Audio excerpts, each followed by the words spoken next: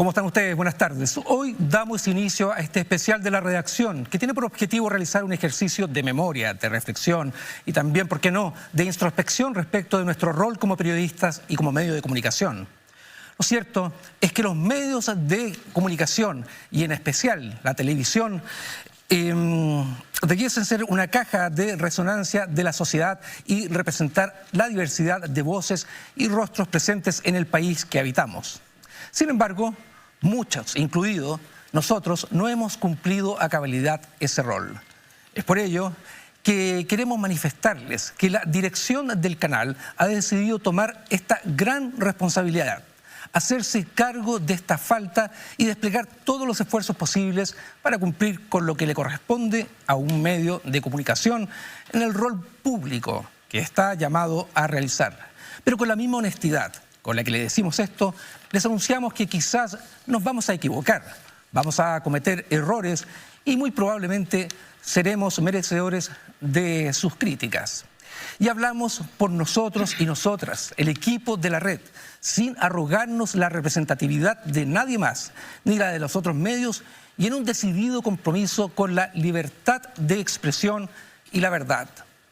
Es en este contexto que hoy hacemos este ejercicio de memoria en televisión abierta, tal como lo mencionamos al principio, y lo haremos repasando la historia de personas que prestigian este oficio, rescatando acciones que conmueven por su valentía, pero sin ostentar más que la simpleza y el orgullo del trabajo bien hecho. Hoy queremos humildemente rescatar la historia de quienes, en medio del horror, decidieron informar lo que ocurría y levantar medios que fueran esa gran caja de resonancia de la sociedad que les tocó vivir. Y lo hicieron cuando lo sensato era no hacerlo. Y lo decidieron en momentos en que muchos prefirieron omitir, censurar e incluso mentir descaradamente y sin un rasgo de empatía a través de sus medios. Y es que este país tuvo un quiebre profundo tras el golpe militar hace 48 años. Una fractura que se extendió por 17 años. Una dictadura cruenta y horrorosa. Y fueron durante esos años que se instaló la Constitución que aún nos rige y que hoy la mayoría del país ha decidido cambiar. Así como también hemos decidido transformar las estructuras, débiles en muchos casos, que sostienen la democracia que hoy vivimos. Desde esta tribuna, hoy reivindicamos un periodismo simple, sin pretensiones, un periodismo directo, honesto y comprometido con la verdad y el deber de informar lo que ocurre, moleste a quien le moleste. Hoy reivindicamos nuestra labor honrando y con cierto pudor a ratos el legado de los periodistas, muchos de los cuales hoy ya no están y que independientemente de sus posiciones políticas, religiosas y en la diversidad de pensamientos, pusieron como prioridad sus vidas y con costos altísimos el deber de informar.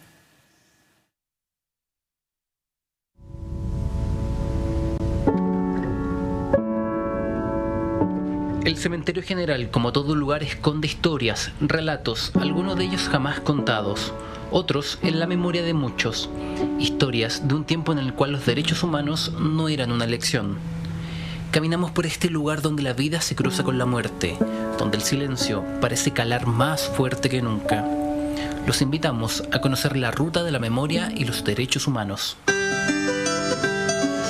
Nuestra primera parada nos lleva a la imponente tumba de Salvador Allende, muy cerca del inicio del cementerio, donde el expresidente fue enterrado después de estar muchos años en Viña del Mar. El derecho de vivir. Tras el golpe de Estado, él es sepultado en una tumba familiar en el cementerio de Santa Inés en Viña del Mar. De ahí entonces que durante los años de la dictadura militar, él permanece en dicha ciudad y una vez que se produce el retorno a la democracia en 1990, se hacen las gestiones para poder hacer el traslado de sus restos hasta este cementerio. Nuestro camino sigue. Ahora vamos a una calle simbólica del cementerio. Estamos en la calle Verdad y Justicia, antes conocida como 11 de septiembre. El cambio se hizo para homenajear a las víctimas de la violencia de los derechos humanos. Y pareciera que sus murallas pedían eso. Esta calle fue renombrada como tal en el año 2017, como una iniciativa del municipio, dado que antiguamente esta calle era conocida como 11 de septiembre. Nosotros nos vamos de acá y continuamos con nuestra ruta. Dejamos esta calle y tomamos rumbo al final del cementerio, mientras Roberto me cuenta que vamos a uno de los lugares más visitados de acá. La historia continúa.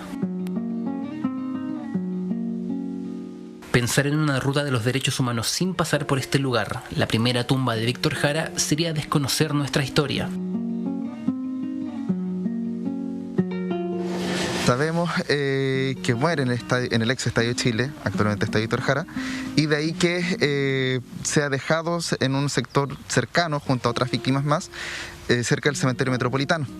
De ahí que los trasladen al servicio médico legal y un funcionario, el señor Héctor Herrera, lo reconoce, hace el contacto con su viuda y de ahí entonces que logran sacar el cuerpo para poder sepultarlo acá. Te recuerdo, Amanda,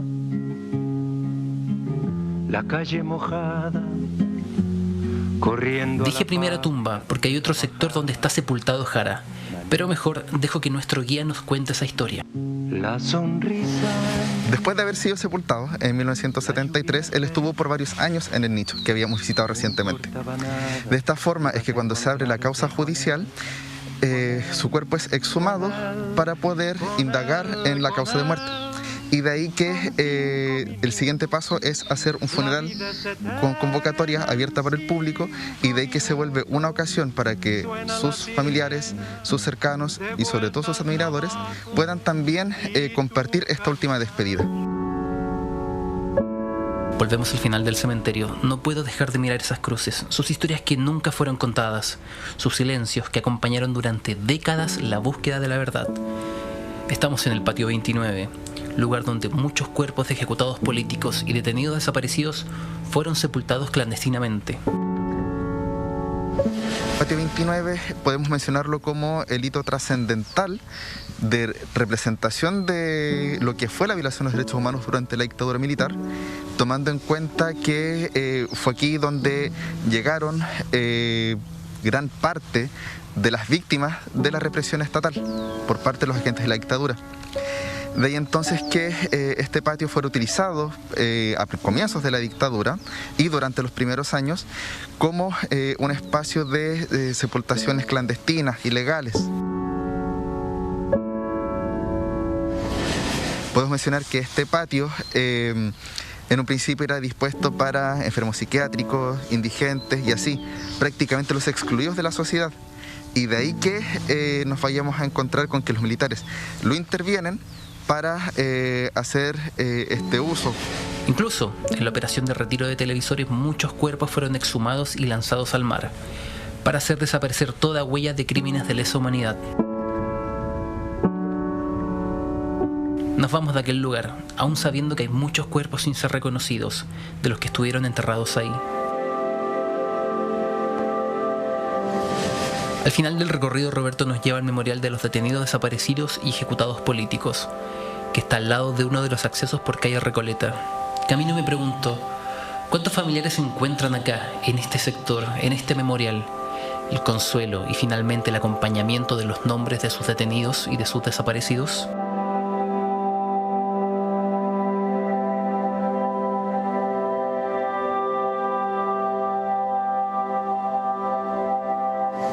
Para finalizar este recorrido llegamos al memorial del detenido desaparecido y del ejecutado político, lugar de memoria que fue construido en 1994 y que fue diseñado por los artistas Nemesio Antunes, Francisco Gacitúa y Claudio Di Girolamo. Este memorial se compone por dos listados, uno de detenidos desaparecidos y otro de ejecutados políticos, mientras que al centro se encuentra el nombre de Salvador Allende, presidente de Rocaú durante el golpe de Estado. Además, la frase que se encuentra encabezando el memorial es de autoría de Raúl Zurita. ¿Cuántas vidas no fueron cortadas? ¿Cuántas madres se fueron sin saber la verdad? Me voy de este lugar que nos acerca a lo humano y nos hace darnos cuenta del daño que provoca una dictadura y de los silencios cómplices que nos han acompañado durante décadas.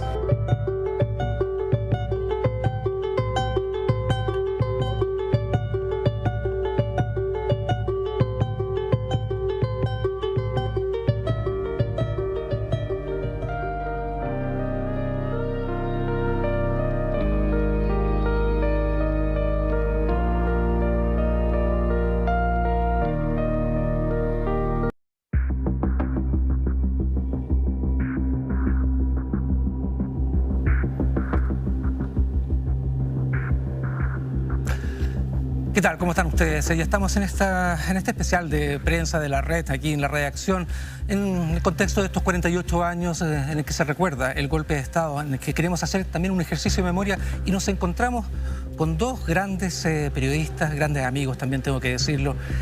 Mónica González, gracias por estar acá junto a nosotros. Y también con Mario Aguilera, gran amigo, gran periodista, gracias por acompañarnos. Mario, Gustavo, Mario, Mónica, Mario.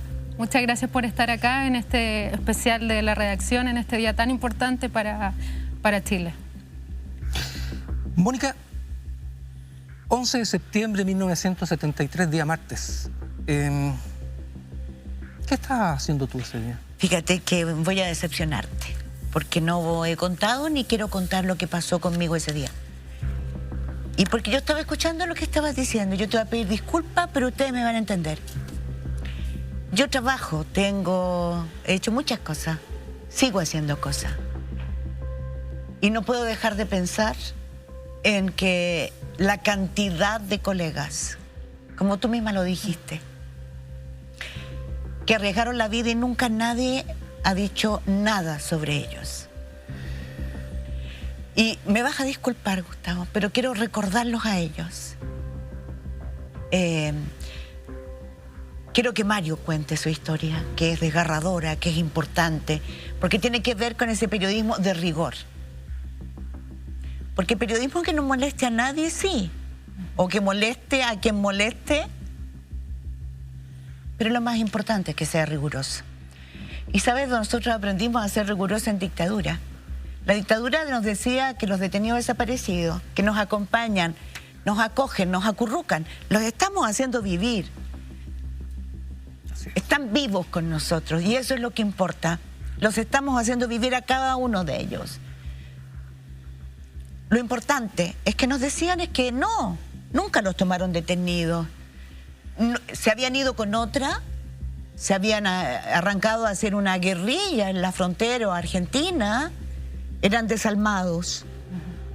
Pero fueron 17 años de mentiras. Entonces, Mónica, por eso nosotros tuvimos que aprender con rigor, que el rigor era lo más importante.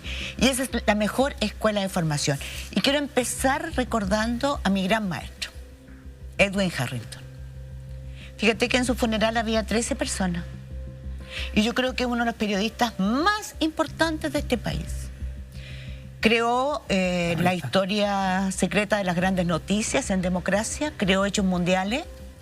En plena dictadura hizo la revista Cauce, fue mi apoyo, el que me estimuló a hacer la Casa del Ocurro, la Casa del Melocotón, la entrevista al general Lee, la cantidad de reportajes que se hicieron en esa revista Cauce entre el año 83 y 84 y que remecieron. Fue tu vuelta al periodismo, por lo menos. Volví al periodismo con eso y que remecieron al régimen. Él formó, y quiero recordar a Patricia Verdugo. Tu gran amiga. Mi compañera de colegio, mi gran amiga, y quien hizo no solamente los zarpazos del Puma. Ella cuando estaban liberando Cuatro Álamos, algunos presos, ella iba, estaba ahí, enfrentaba cualquier cosa por informar los nombres. Se salvaban vidas, porque nosotros éramos el extremo de una cadena. No éramos llaneros solitarios ni superwoman. Había una cantidad de gente que nos traspasaba información, incluso desde los medios oficiales, y nosotros estábamos al extremo. Pero la gente que nos está viendo también, Mónica y Mario también, está escuchando y está escuchando tu relato y muchas veces también dice, bueno, cuando tú invitaste a Mario que contara su historia, es súper importante este ejercicio que estamos haciendo, es súper valioso para mantener la historia viva. Tú eras un joven de 21 años, Mario, en esa época. ¿Cómo? Así es. Estabas trabajando en la Radio Corporación. Habíamos conversado esa historia. Tú trabajabas en la Radio Corporación en esa época. Hacía los boletines en la noche. Sergio Campos trabajaba ahí, ¿no? Sergio Campos ya Sí, trabajaba ahí, claro. Y Miguel Ángel San Martín, Monín, que era el que leía los boletines. Pero también quiero ser el mismo paréntesis que hacía, porque lo que uno haya hecho, o lo que nos tocó vivir, es parte de la pega. Nos tocó. Nos tocó. Pero estamos aquí, estamos vivos. Claro, hubo me tocó gente que no tuvo elección. un recorrido más extraño. Y hay fotos de compañeros que están acá que yo los conocí. Hay 2 compañeros del Liceo 7 que están aquí. Y como decía, nos están acompañando. Yo estuve preso. Estuve casi un año preso. Estuve 40 días desaparecido. Y en esos 40 días estuve con mucha gente que después apareció en la lista de los 119. Operación Colombo. Operación Colombo. Yo los vi. Yo hablé con ellos. Estábamos todos vendados. Y así todo, hubo compañeros, no sé, Alejandro Parada, estudiante de veterinaria, que cantó Cambalache en Londres 38 un fin de semana. O Elgo Equiñir, que también es detenido desaparecido, contó un chiste en Londres 38. Arturo Barría, profesor de música en Cuatro Álamos, formó un coro y hoy también es detenido desaparecido. Newton Morales, trabajador textil, había sido sargento en la Armada. Hoy también está desaparecido. De los que estábamos vendados en Londres 38, él era el único que estaba con esposas. Estamos reivindicando totalmente el nombre de todas estas miles de víctimas de la dictadura, Mario. Son miles. Y Mónica también, porque de verdad ese es lo que estamos tratando de transmitirle a las personas. Probablemente muchos de ellos muy jóvenes también se están acercando por primera vez a esta historia. Entonces yo creo que es sumamente valioso el testimonio que ustedes pueden dar considerando la historia de cada uno. Mario, y esta historia que tú viviste, también, no sé si llamarlo mérito o cómo lo calificas tú, que tuviste la oportunidad de entrevistar, de conversar con la persona que lo torturó. Que te torturó, exacto. Ahí tenés un trabajo conjunto. Ajá. Hay que decir que eso yo lo hice mientras estábamos en Diario 7. Un colega, Pedro Ramírez, digámoslo, se le ocurrió en una reunión de pauta, va a salir el informe Valech. Y en vez de entrevistar a víctimas, ¿por qué no entrevistamos un victimario? Mario, tú que trabajaste en tribunales, búscate algún abogado que nos busque a alguno de los malos, de los que eran parte de la DINA o de la CNI. Sería buscarlo contra nadie, fue difícil. Pero me acordé que había tenido un careo con Vasclay Zapata Reyes, el Troglo, por troglodita. Lo llamo por teléfono, blancas.cl, y me responde alguien y me dice, se lo paso. Y me pasa Vasclay Zapata. Y le digo, mira, Mario Aguilera, periodista, sí, no, sí te ubico, sí, habíamos tenido un careo juntos. Entonces le cuento lo que queríamos hacer, le digo, mira, soy editor acá en Diario 7 y hay posibilidad de que te podamos entrevistar. Habló con mi abogado, y ya, si te da la posibilidad, tú me llamas y mandamos un periodista para que lo haga. Ah, no, pues me dice, si alguien lo hace, que seas tú. Él te lo propone. Él me lo propone, un balde de agua fría. Mónica ve mi cara después de esa conversación telefónica y me dice, por favor, si no quieres, nadie te obliga, no lo hagas. Yo era la directora. Era la directora. Era su jefa. Claro. Era mi jefa. Entonces le digo, no, si yo lo quiero hacer, veamos primero si resulta. Hasta ese momento todavía no había posibilidades. Finalmente resultó. Su abogado le autorizó, hicimos la entrevista en la iglesia San Francisco, que queda a paso del Londres 38, cuyas campanadas nosotros con vendas las escuchábamos, y él, torturador, también escuchaba las campanadas de la iglesia de San Francisco. Se hizo la entrevista. No fue fácil. Hacer preguntas en una pequeña salita. Hablé con el sacerdote y me prestó la sala. Le expliqué todo lo que ocurría. Nos prestó la sala, hicimos la entrevista. El fotógrafo que me acompañaba, bueno, él quería pegarle casi. Le hizo la foto porque no quería que lo fotografiara. Claro. Logró hacer algunas fotografías. Salió, se fue, me quedé solo con él, hice la grabación de la entrevista. Después de esa entrevista yo salí a caminar por Santiago. Llegué hasta el Parque Forestal. Quería aire, árboles, pájaros, libertad, algo.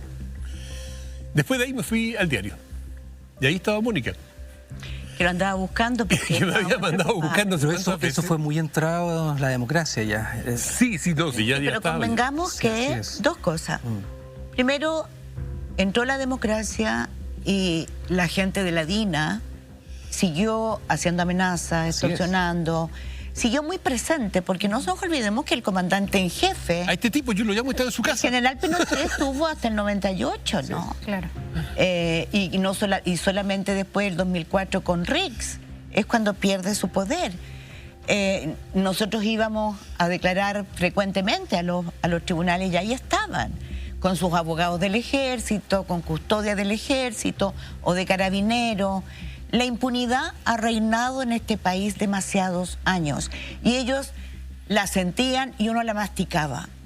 Y uno lo único que sabía es que todo lo que hemos hecho, porque los familiares lo han hecho primero, es doblarle la mano a la impunidad. Exacto. O sea, quiero decir algo muy importante para mí, para nosotros. Contar la verdad en dictadura no se hizo en otro régimen dictatorial. Y no se hizo porque los periodistas fuimos los valientes. Es porque hubo una cadena maravillosa, una cadena invisible que nunca se rompió. ¿Por qué no nos cuentas un poco, Mónica, lo que fue tu regreso al periodismo después que volviste de Francia? Cuando bueno, Edwin Carleton, yo volví en 78, Así pero es. trabajé en distintas cosas hasta que Trabajaste me en quedé. Falabella, creo, ¿no? Por supuesto, me echaron. Te echó Juan Cuneo. Me echó Juan Cuneo. Mira, si no yo sería, porque yo era subgerente de crédito. Porque yo fui gerente de compras y mercados de la municipalidad más grande de la región parisina, que es Sarcelles. Y manejaban miles y miles, millones de euros. En ese tiempo no había euros, eran francos. Entonces me contrataron de subgerente de crédito y le llegó un informe de la CNI en ese momento, porque el jefe de seguridad de Falabella era un ex alto jefe de la CNI, de la DINA, perdón, donde dicen que es un elemento peligroso. De hecho, nunca me pagaron indemnización, ni me pagaron el mes, porque querían que yo firmara que decía que por razones de fuerza mayor me despedían, y yo exigía el 78 que me despidieran y que dijeran que porque había llegado un informe a la CNI. Y él me decía, usted está loca. No, no estaba loca, era digna nomás. Y bueno, y no tenía trabajo y estaba cesante, necesitaba comer, había crisis. Y Edwin Harrington, que siempre confió en mí, había sido mi director antes de en la democracia, en la revista Ahora, y me dice, Mónica, vuelve al periodismo. Y lo primero que hago es la mansión de lo curro. Así es. Pero cuéntanos sobre ese reportaje, Mónica, porque además... Que me da mucho pudor, porque no he mencionado. Mira, yo te voy a contar una cosa y te lo he dicho personalmente. Ese reportaje a mí me hizo ser periodista. Y te lo he visto varias veces cuando hemos estado conversando.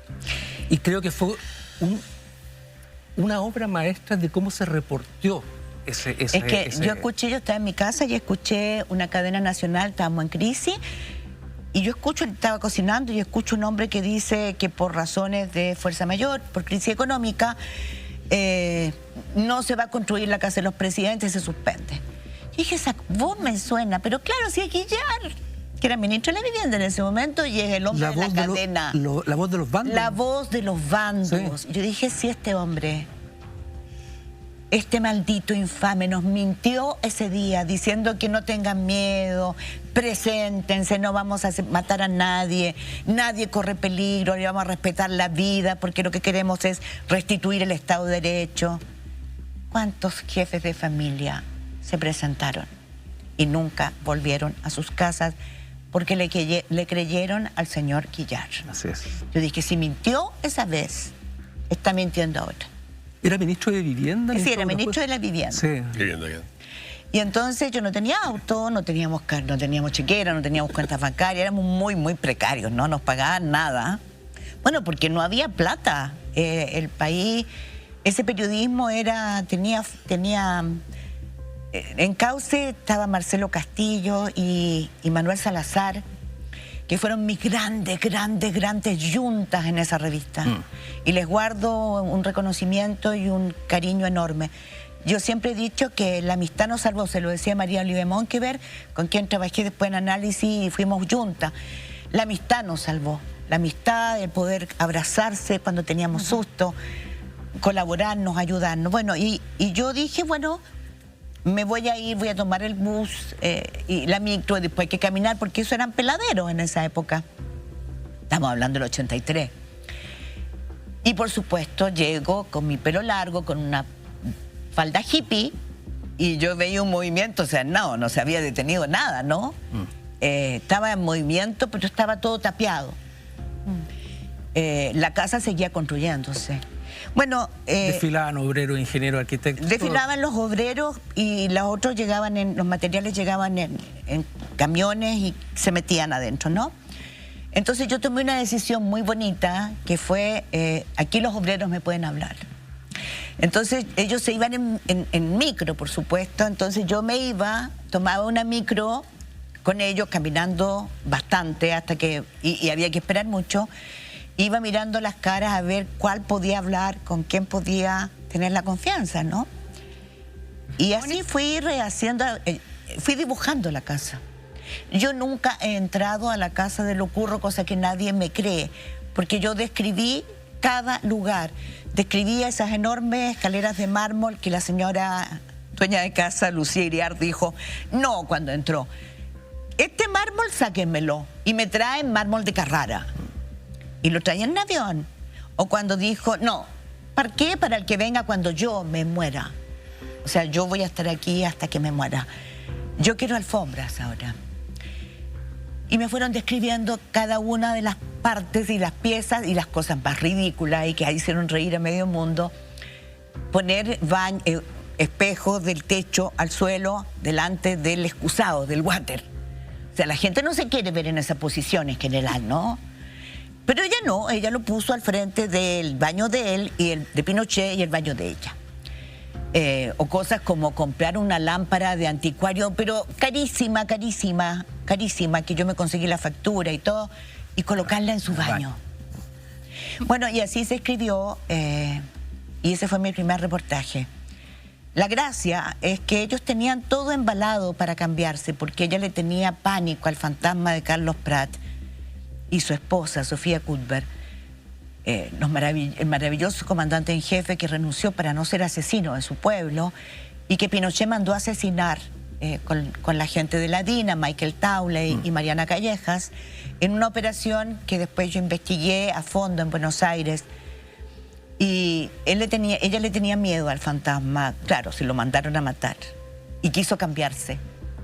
Y por eso construyó esa mansión de Locurro que tenía sótanos, estaba antibombas y costó millones de millones de millones. Y allí quedó, como un monumento al derroche de un dictador que tampoco tiene tumba. Porque la historia no le permite tener tumba. Y es el mausoleo al derroche y al robo que se cometió en dictadura. Mario, y tú recordabas anteriormente la experiencia sobre entrevistar, ¿verdad?, a tu torturador, y llevándote esto al periodismo actual, a lo que ha pasado desde el estallido social desde octubre del 2019.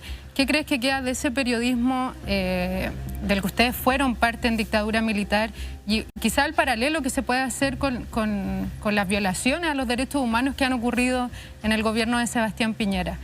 ¿Qué paralelos puedes ver que existan o lo que quede de ese periodismo que ustedes vivieron en dictadura? Y aquí la prueba. No estarían haciendo lo que estamos haciendo hoy, justamente con periodistas jóvenes.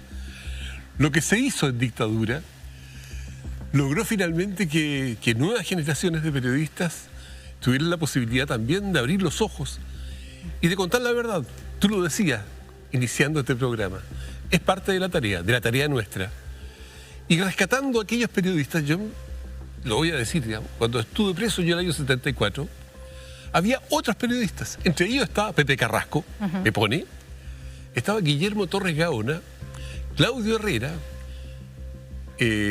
Zamorano, Osvaldo Zamorano. Entonces, todos periodistas.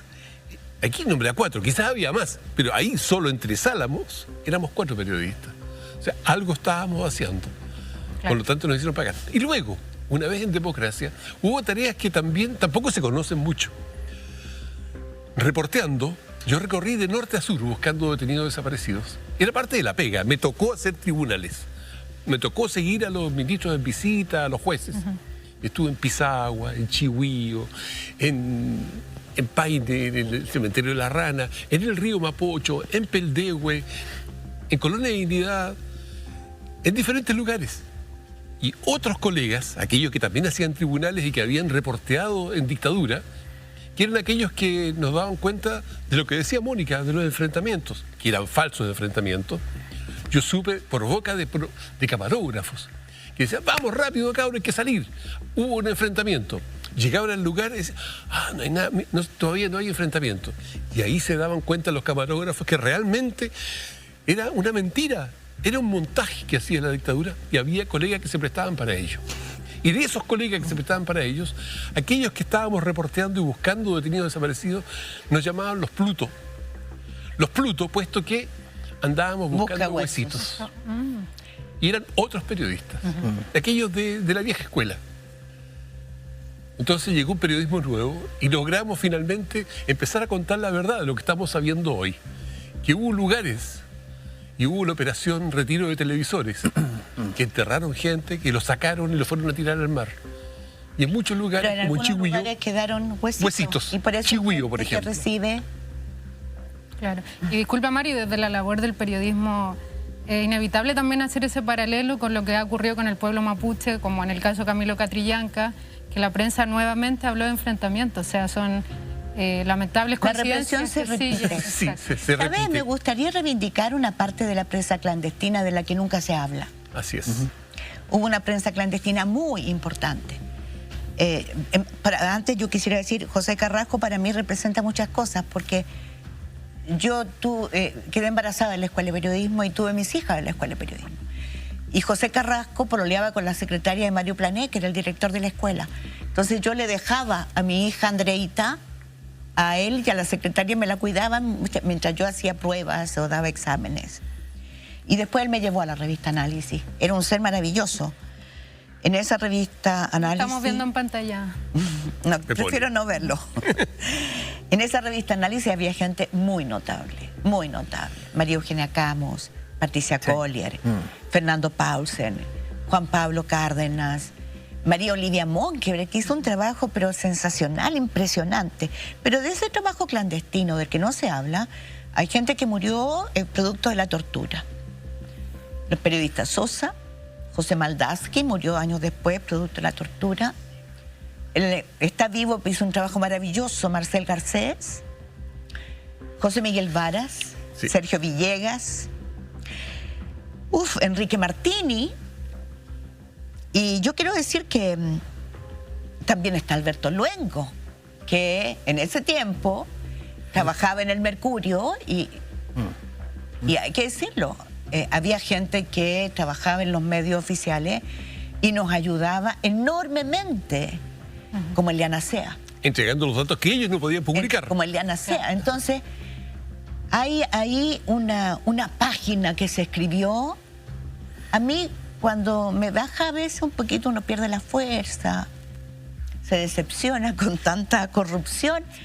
Y como dice Mario, con los periodistas que hacen periodismo de empresarios, ¿no? O sea, cuentan mentiras. Las noticias falsas, a mí me carga esto de las fake news porque son más viejas que el hilo negro. Sí, pero Mónica, ¿por qué no pudimos hacer trascender esa forma de hacer periodismo más masivamente después de llegar a la democracia? Porque yo no tengo la respuesta, tampoco estoy en un pedestal para nombrar a nadie, pero yo solamente me acuerdo de un libro que me marcó muchísimo y yo hablé y lo entrevisté, Jorge Semprún, el gran intelectual español que vivió muchos años en Francia, estuvo en Buchenwald, campo de concentración, porque fue miembro de la Resistencia. Y Jorge Semprún cuenta algo que me marcó siempre. Cuando salió de Buchenwald, del horror, quiso contar los detalles, porque los detalles son importantes. La manera de sanarse, de sacar para afuera, es contar los olores que sentiste,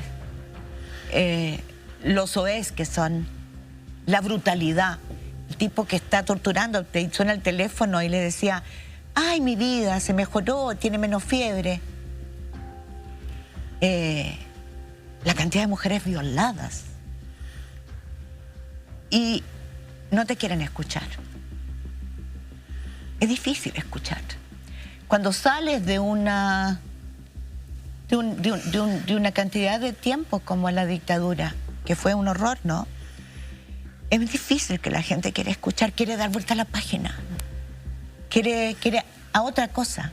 Y Jorge Semprún dice, yo quise contar lo que me había ocurrido y no pude. Cómo vi morir a mis compañeros. Lo que le pasó, lo que vio Mario. Así es. en el Estadio Chile y que él no lo ha contado nunca.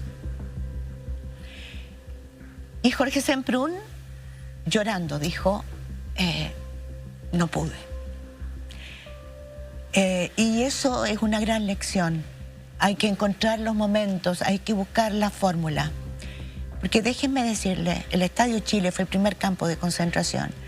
Todavía no sabemos a cuántas personas asesinaron en el Estadio Chile, aparte de Víctor Jara y de Litre Quiroga.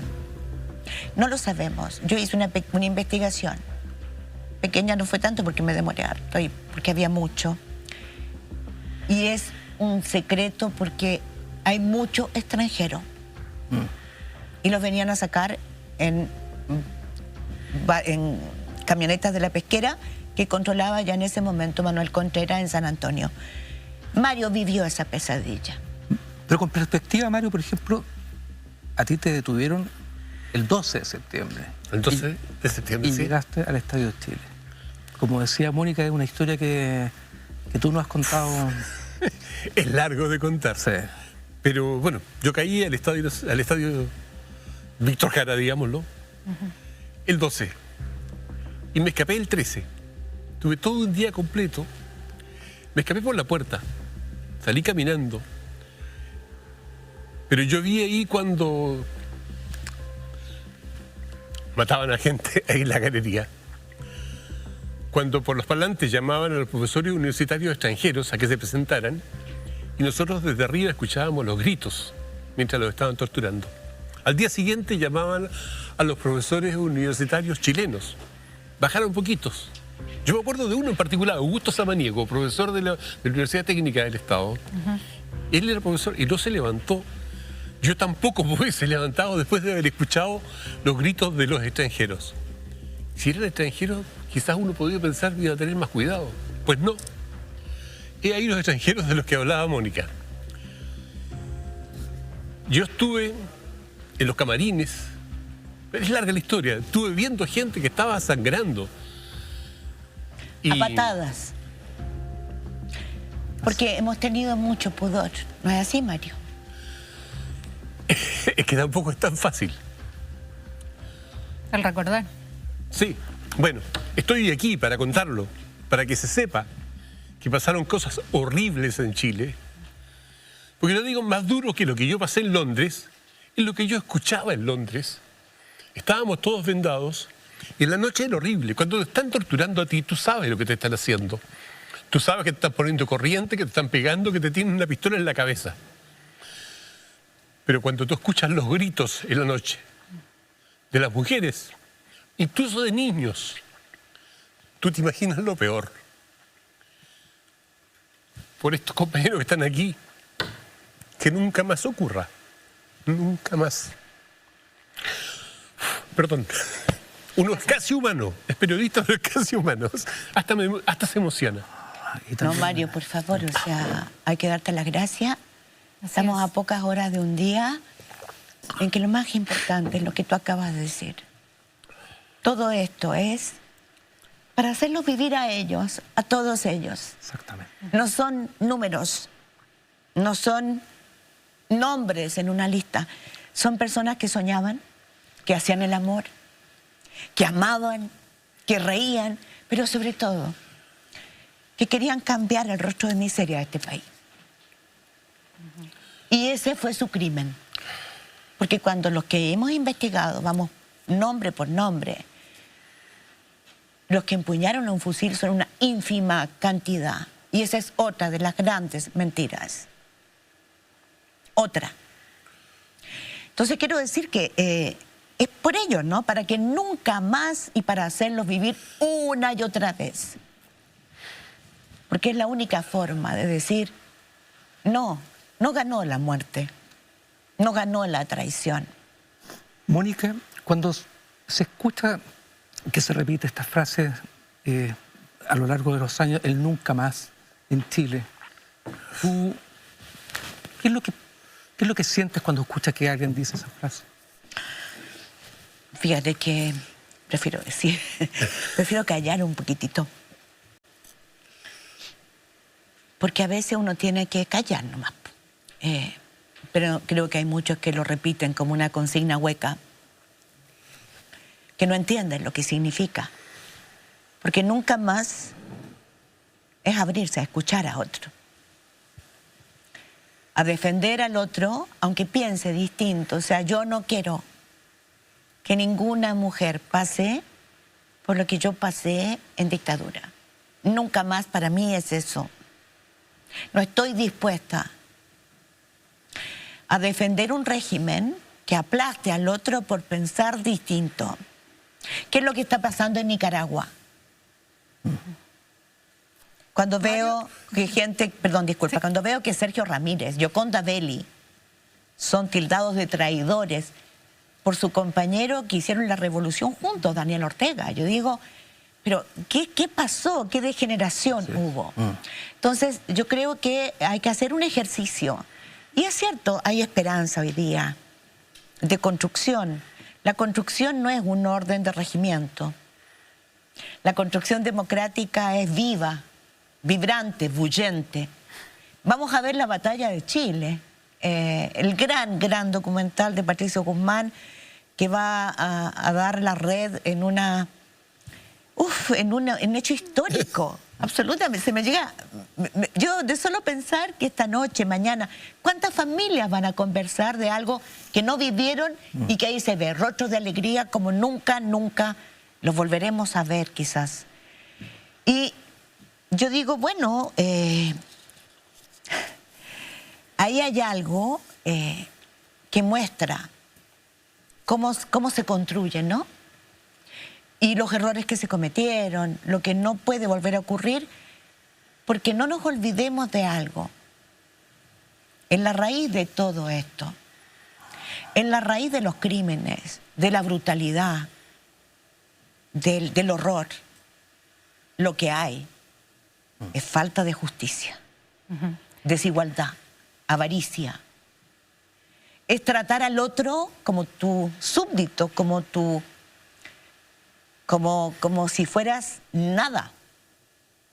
Y lo que nosotros tenemos que reivindicar es un país en donde todos podamos aspirar a un pequeño pedacito de felicidad. Muchas gracias, Mónica. Muchas gracias, Mario. Muy agradecida de que compartan esta memoria, que es tan importante tanto para los periodistas, pero también para el país. Nosotros vamos a seguir con este especial, los invitamos a que sigan en la sintonía aquí de la red y nuevamente muy agradecida por estos tan dolorosos recuerdos. ¿Puedo decir algo? 1.000.000 de gracias por este espacio, 1.000.000 de gracias por haberme permitido rendir este pequeño homenaje a mis colegas. Pido enorme perdón si olvidé a alguno, pero quiero decir que están aquí, los llevo conmigo siempre, como a ellos, porque por ahí vi a Luis Durán, y a nuestros colegas periodistas que hoy están desaparecidos. No, gracias a ustedes por mantener la historia viva. Gracias a ustedes. Muchas gracias. Chaltumay, nos vemos a la vuelta de estos comerciales. Sigan en la sintonía de la red.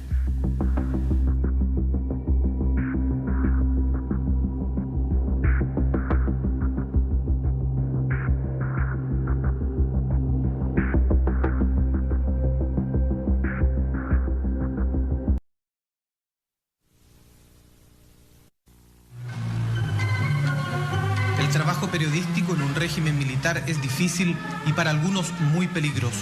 El gobierno del general Pinochet sabe la importancia de controlar los medios de comunicación para mantenerse en el poder, por lo que ha implementado una serie de mecanismos en tal sentido. Estas fórmulas, que van desde normas legales hasta represión violenta contra profesionales de la prensa, se intensifican al implantarse el estado de sitio, como ocurrió nuevamente el 7 de septiembre. Ese mismo día, desconocidos secuestraron y asesinaron al periodista José Carrasco, editor internacional de revista Análisis. Esta publicación, junto a Cauce, APSI y La Bicicleta, más el periódico Fortín Mapocho, fueron otra vez clausurados. Con este hecho, los problemas económicos que deben enfrentar son grandes y, por tanto, además de coartar la libertad de expresión, hace peligrar seriamente el futuro de estos medios. La represión callejera durante las manifestaciones opositoras es uno de los hechos que el gobierno trata de ocultar. Así, las fuerzas de carabineros utilizan diversos medios violentos para evitar que periodistas y camarógrafos registren esas situaciones. Junto a esto, medios y periodistas de oposición reciben constantemente amenazas en contra de su integridad, ya sea a través de anónimos mensajes o con hechos violentos como la detonación de un artefacto incendiario en la radio Ventisquero de Coyhaique. Bueno, a nuestro juicio, la bomba de tipo incendiaria viene a ser un complemento más de una serie de amenazas que ha recibido esta emisora, que es el único medio de comunicación de 6 que existe en la región que mantiene una alternativa noticiosa más o menos independiente. La censura de los canales de televisión y medios oficiales en general se realiza de manera más sutil pero más efectiva.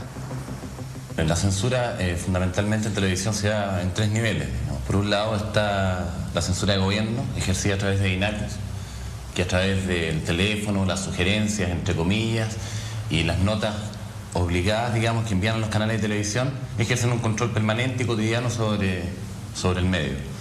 Por otro lado está la censura del jefe de prensa, de los encargados del departamento de prensa de televisión, que están sometidos a la presión tanto de los ejecutivos del canal como del general Soto, que es el rector de la Universidad de Chile. Él, digamos, tiene la libertad de poder sacar, cortar, introducir una nota, digamos. Y por otra parte está la autocensura de los propios periodistas y camarógrafos del departamento de prensa, que están sometidos a estas otras presiones que te nombré anteriormente y que no están dispuestos, digamos, a perder su tiempo haciendo cosas que finalmente no van a aparecer en la pantalla, no van a aparecer en los noticiarios.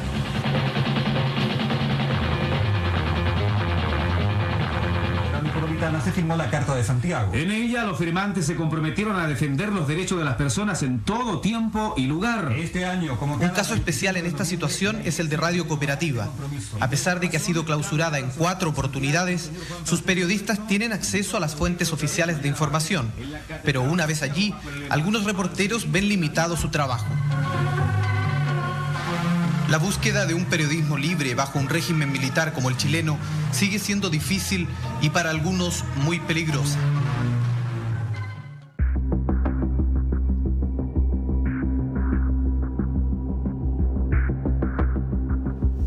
Hola, ¿cómo están? Volvemos con este especial de memoria del 11 de septiembre por las pantallas de la red.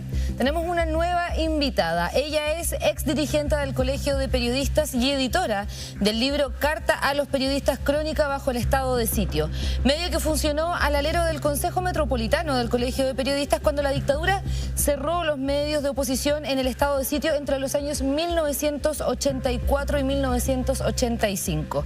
Llegó a circular con más de 300.000 ejemplares y fue leído por todas las personas que estaban interesadas en información que la dictadura prohibía. El libro recuerda una historia olvidada, como muchas en los tiempos de dictadura, pero que aquí en la red revivimos con una de sus protagonistas, para que todos sepan que el Colegio de Periodistas rompió con el cerco informativo de la dictadura. Aquí está con nosotros Oriana Zorrilla. Muy bienvenida. Hola Valentina, hola Vicente. Hola, muchas gracias por la invitación.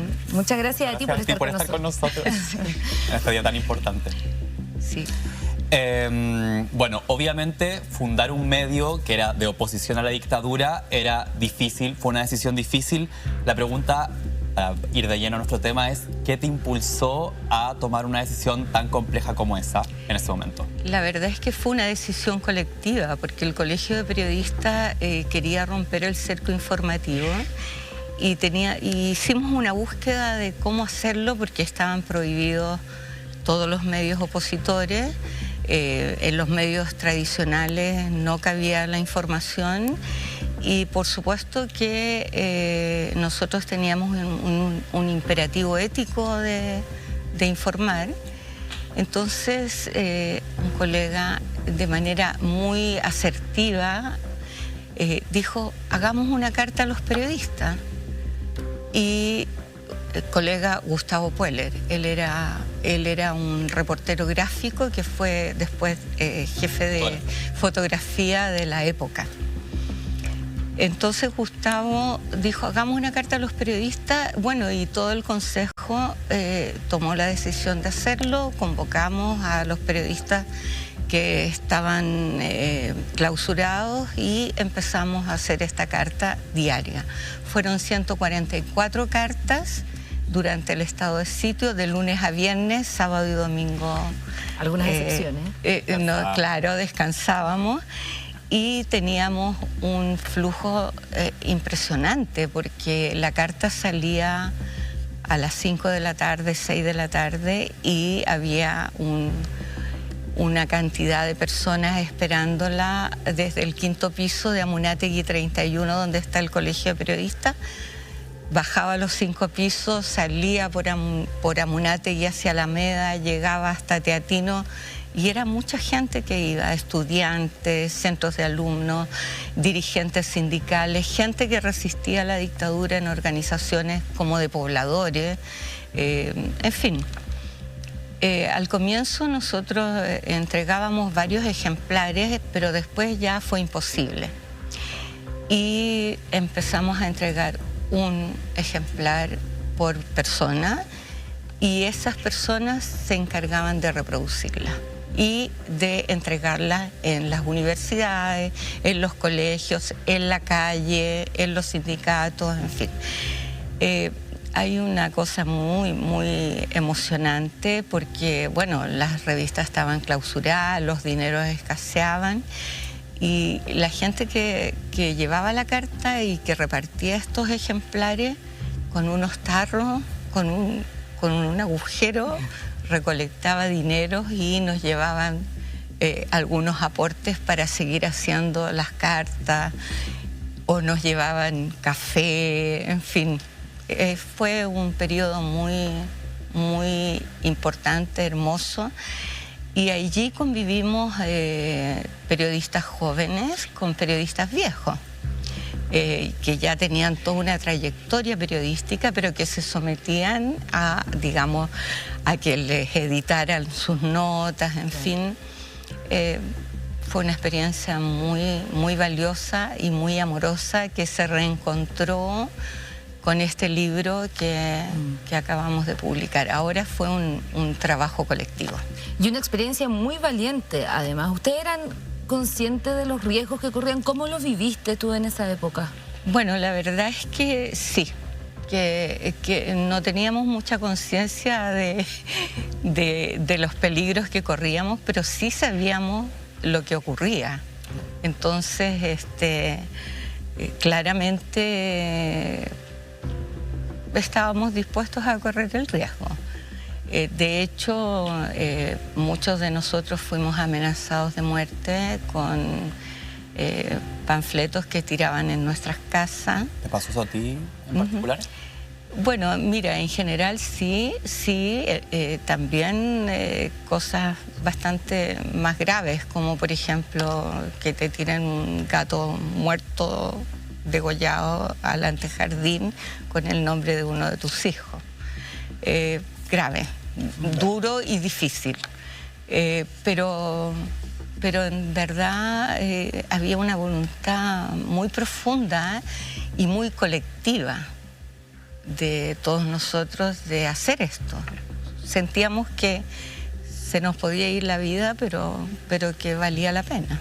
Y justo en ese miedo y en esa también enfrentarse de esa forma a la dictadura, generaba organización. ¿Cómo se organizaban los periodistas que estaban sus textos prohibidos en esa época? Bueno, en general cada revista tenía su dinámica de funcionamiento, pero la mayoría destinaba reporteros para que fueran a entregar material a la carta, ¿no? Yo creo que es muy importante recordar la labor que hizo la Tati Pena. Ella se había dedicado un tiempo largo a la música, era bastante joven y recién había hecho su práctica periodística y se integró a la carta y pasó a ser una pieza fundamental. Clara Isabel Pérez también no había trabajado antes en un medio de comunicación y llegó a mirar qué es lo que se hacía y se transformó en una gran reportera. Y así sucesivamente Jaime Castillo Vilches, que era periodista de Fortín Mapocho, él se transformó en editor, y los consejeros Max Lolier, Silvia Rivera, Pablo Portales, tanta gente que trabaja. Éramos 11 dirigentes, ¿no? Hacíamos turnos. Hartas mujeres también. Sí, mujeres. Odette Mañé, por ejemplo. Sí, muchas mujeres.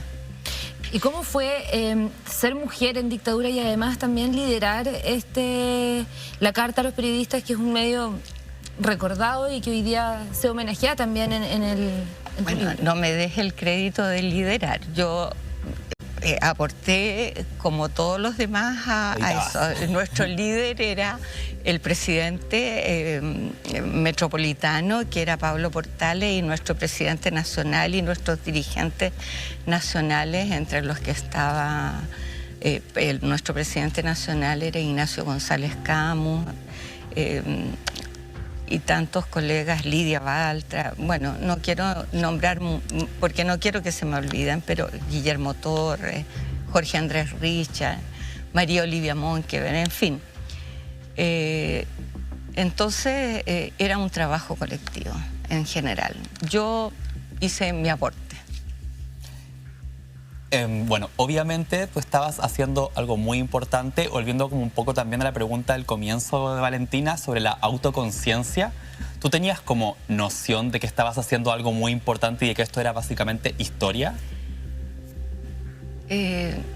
No sé qué decirte, pero sí sé que lo que hacíamos tenía una repercusión muy grande.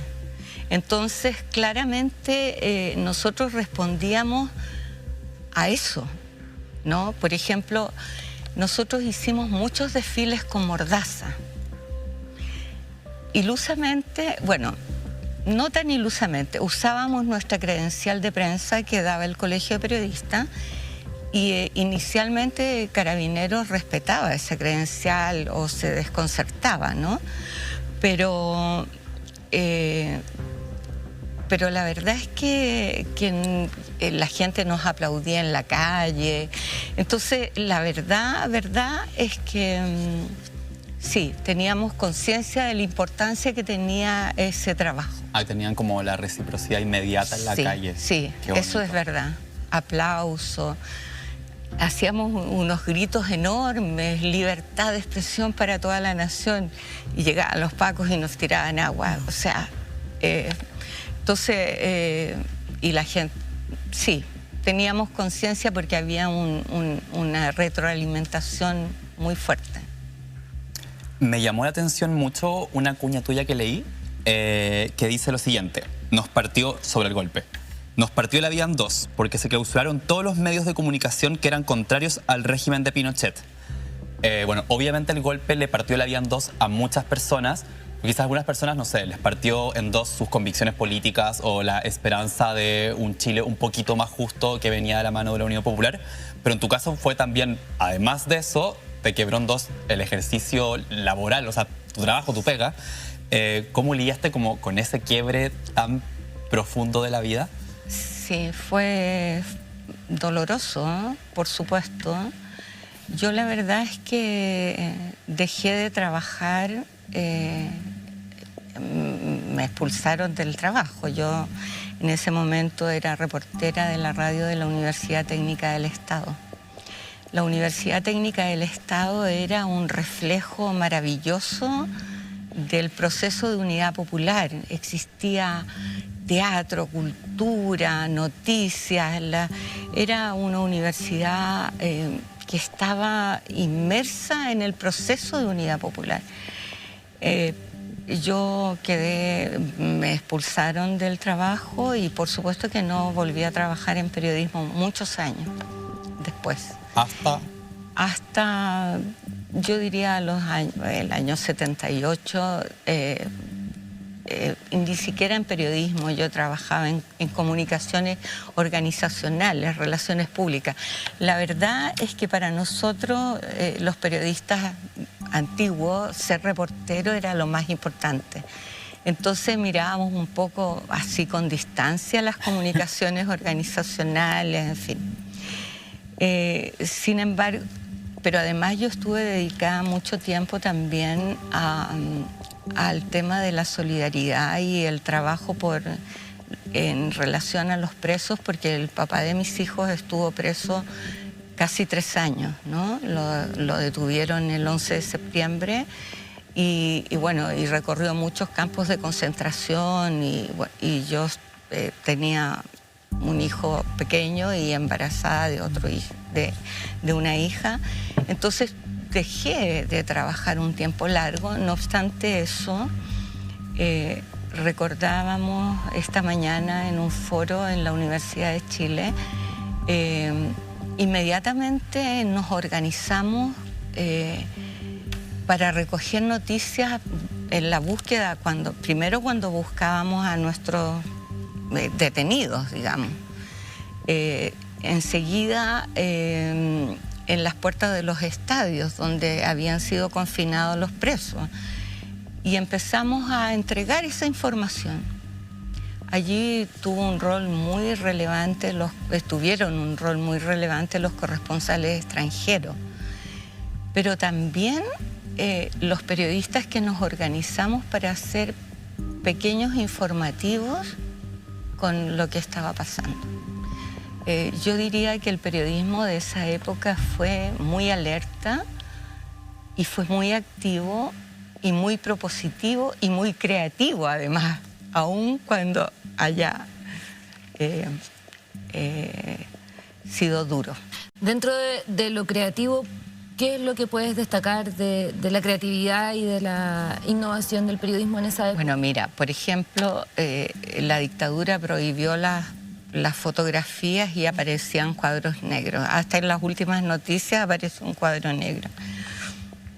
Entonces nosotros decidimos hacer una exposición de fotografías prohibidas, ¿no? ¿Qué año? Año 84, 83, 84, previo a la carta. Ya. Previo a la carta. También en Amunátegui 31. Llegaron, por supuesto, a clausurar la exposición.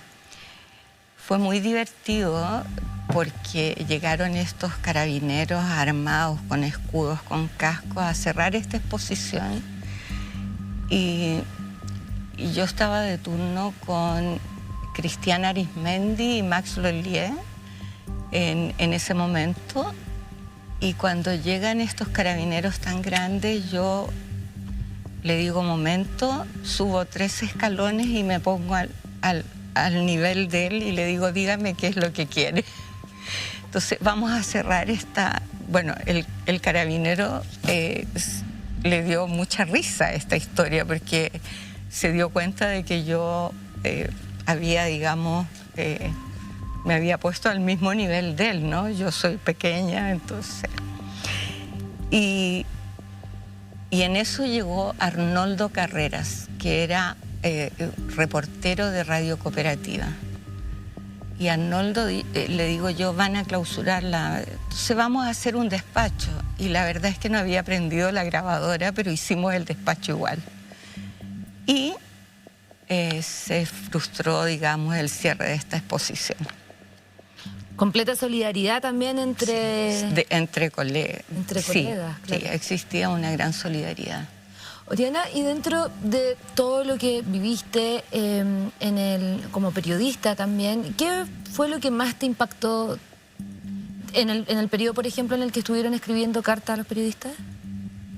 En ese periodo en particular, hablemos del estado de sitio, cuando la dictadura elimina todos los medios de comunicación opositores y surge este medio valiente en resistencia. Dentro de eso, ¿qué fue? Bueno, lo más grave fue el degollamiento de los 3 profesionales comunistas, ¿no? Eso fue el episodio más duro que nos tocó vivir. ¿No? Porque además, yo soy contemporánea de ellos y amiga, y entonces eso fue lo más duro.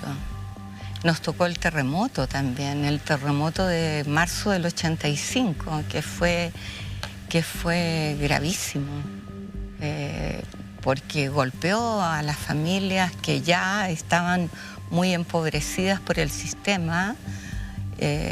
Fue muy duro. Oriana, bueno, tú tuviste que estar fuera de Chile un tiempo por motivos políticos, estuviste en Alemania. Cuéntanos un poquito cómo fue esa experiencia para ti.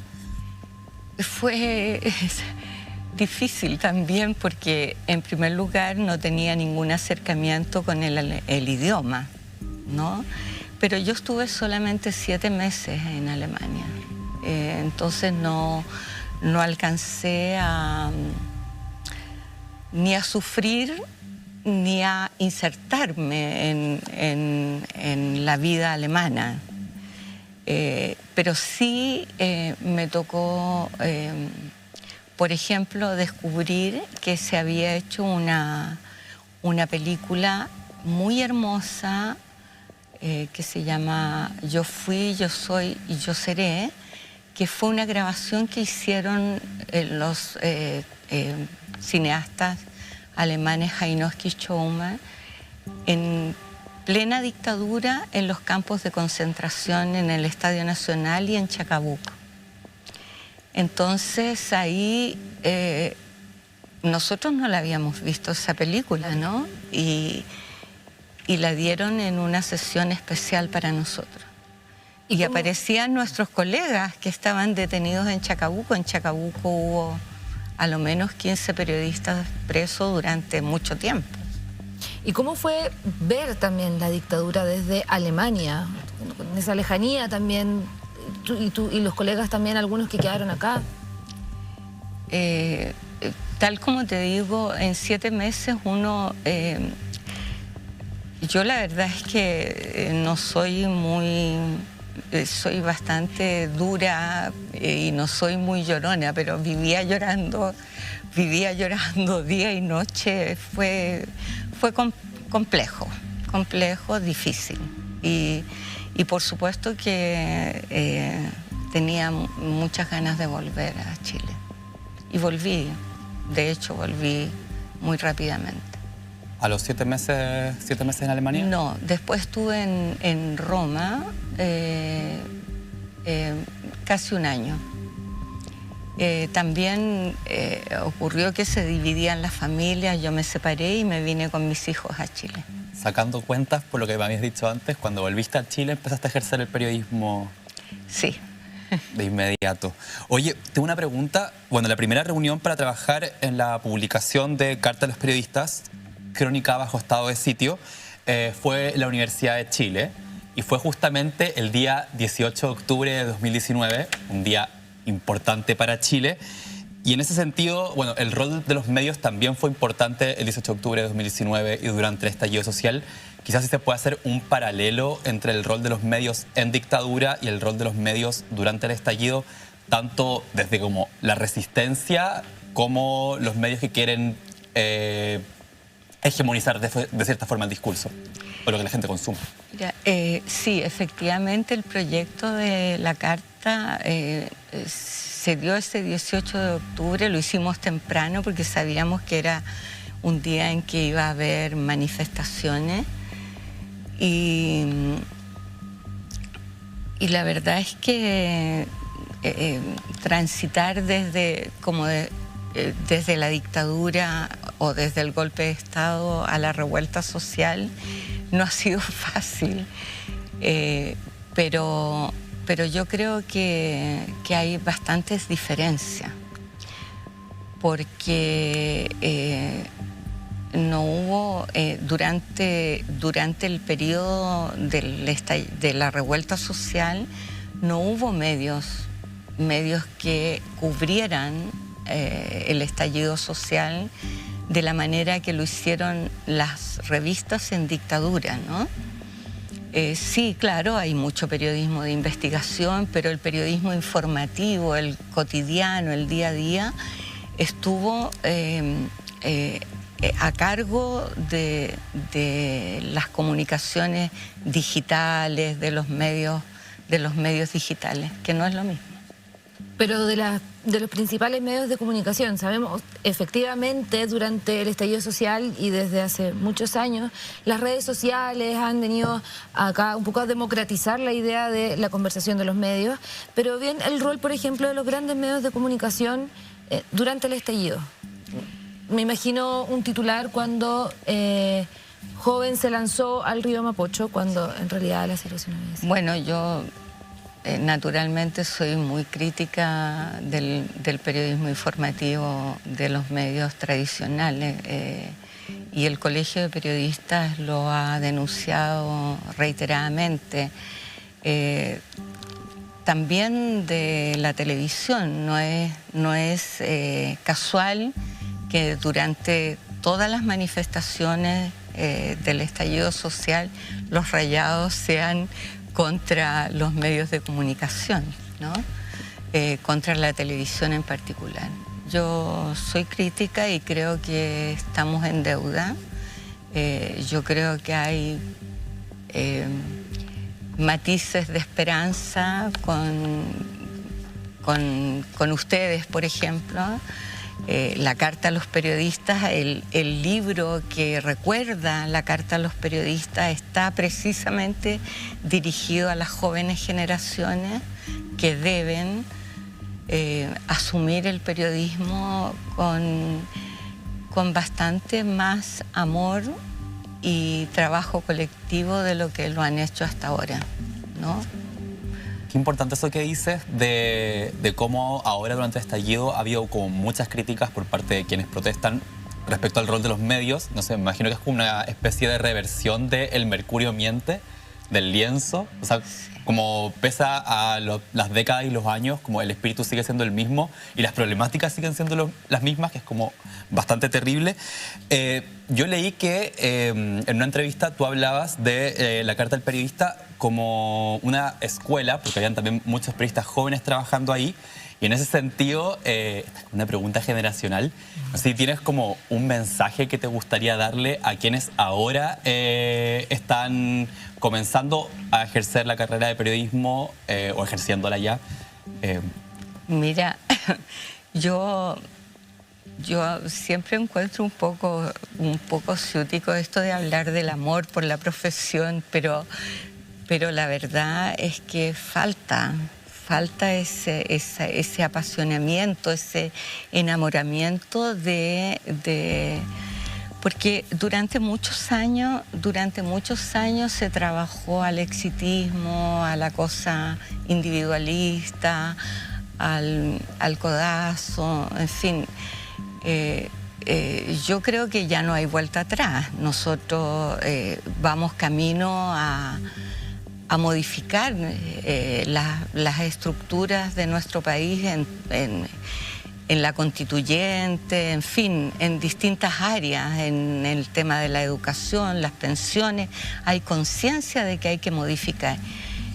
Yo creo que todavía no hay una conciencia cabal en la sociedad, en los chilenos y chilenas de a pie, como decía Julio Martínez, ¿no? Un gran periodista deportivo que se caracterizaba por estos dichos. Con la gente de a pie todavía no existe esa conciencia del valor que tiene el pluralismo informativo, el tener la mirada de distintos ángulos y de distintas...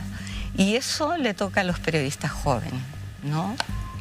Nosotros esperamos hacer un aporte con nuestro trabajo como dirigentes o como viejas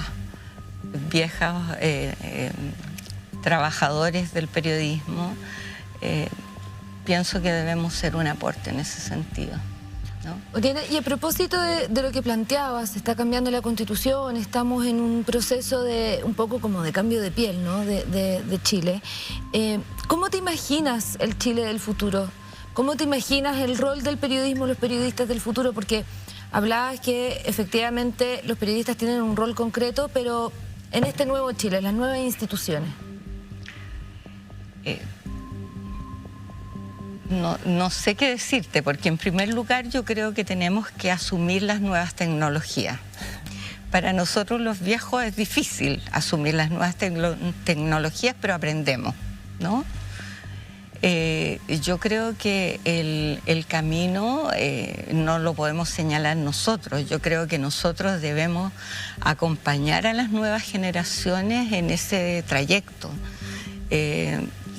Yo pienso de que sí hay una conciencia muy interesante de que la Constitución debe garantizar el derecho a la comunicación y con todos los hilos, digamos, que eso corresponde. La libertad de expresión, la fundación de distintos medios, a nivel, no solo en Santiago, sino que a niveles regionales, en los sectores más apartados de la comunidad de nuestro país, que es tan largo y tan sinuoso, digamos. Quiero darte muchas gracias, Oriana, por esto. Creo que es un mensaje importante también para nosotros, que somos periodistas jóvenes. Muchas gracias por todo lo que nos contaste. De verdad fue muy emocionante y muy bonito. También quiero darle gracias a quienes nos están mirando, porque me acaban de contar que somos Trending Topic en Chile. Y bueno, contarles que ahora nos vamos a tanda comercial y a la vuelta estarán nuestras compañeras de la redacción, Valentina Galindo aquí presente y Paula Buenchumil, entrevistando a Mauricio Weibel y Javier Rebolledo, también periodistas. Así que nos vemos en breve. Bueno, muchas gracias. Muchas gracias por estar con nosotros. Oye.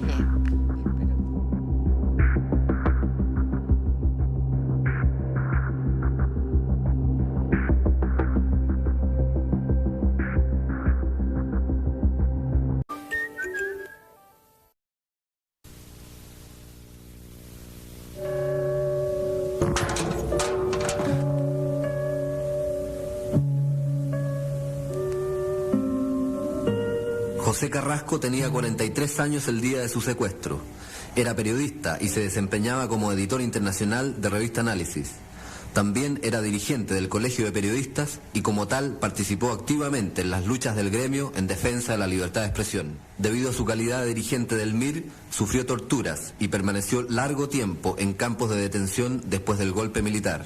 Ha sido amenazado de muerte a través de panfletos, razón por la que salió de Chile por algún tiempo. Regresó solo 3 días antes de la fatídica madrugada del 8 de septiembre. De repente yo me despierto porque siento unos golpes en la puerta. Y le digo, Pepe, están golpeando. Entonces me dice, ¿qué? Yo le digo, Pepe, están golpeando la puerta. Entonces le digo, ¿qué hora es? Él me dice, van a ser las 5. Los golpes se iban haciendo cada vez más fuertes. Pepe viene hacia la puerta. Habla fuerte y le dice, ¿qué pasa? Entonces le dice, policía, abra la puerta. Entonces él dice, ¿pero quiénes son? Identifíquese. Entonces le dicen, si no abres la puerta te la vamos a echar abajo. Y ahí ya empiezan a golpear fuerte. Entonces el Pepe vuelve a la pieza. En ese momento yo siento que la puerta cede y que entran 2 individuos, que es todo muy rápido. Este no fue un hecho aislado. Tras el atentado a Pinochet, se implantó el estado de sitio, se clausuró a las revistas opositoras y se desató una ola de asesinatos, secuestros y amenazas a dirigentes opositores al régimen de Pinochet. En este contexto, la prensa también ha sido gran afectada. Luego del homicidio del periodista José Carrasco, redactores de los medios clausurados y dirigentes del Colegio de Periodistas recibieron constantemente amenazas de muerte y amedrentamientos. Los directores de estos medios fueron buscados por personas que dijeron pertenecer a investigaciones. Temerosos por su vida, muchos periodistas han visto la necesidad de interponer recursos de protección. Pensé que los habían secuestrado. Pensé que posiblemente no lo iba a ver más.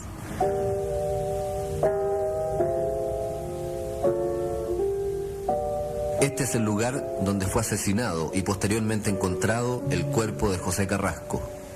Está ubicado en la comuna de Conchalí, a orillas del cementerio Parque del Recuerdo, frente a una población y aproximadamente a 150 metros de un retén de carabineros. ¿Qué es lo que siento? No lo voy a poder decir.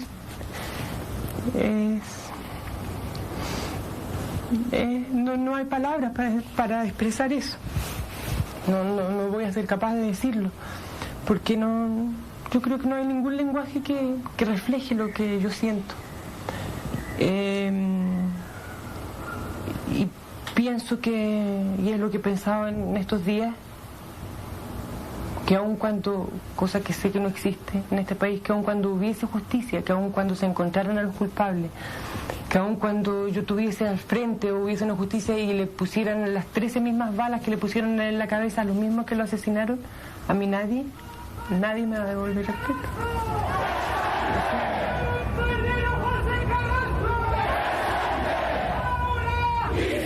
Fue un trayecto en que pude caminar al lado del féretro. Si alguien alzó la voz, yo grité. Y era lo único que tenía ganas, era de gritar y de gritar y de gritar que sí, que estaba presente y que iba a estar presente ahora y siempre.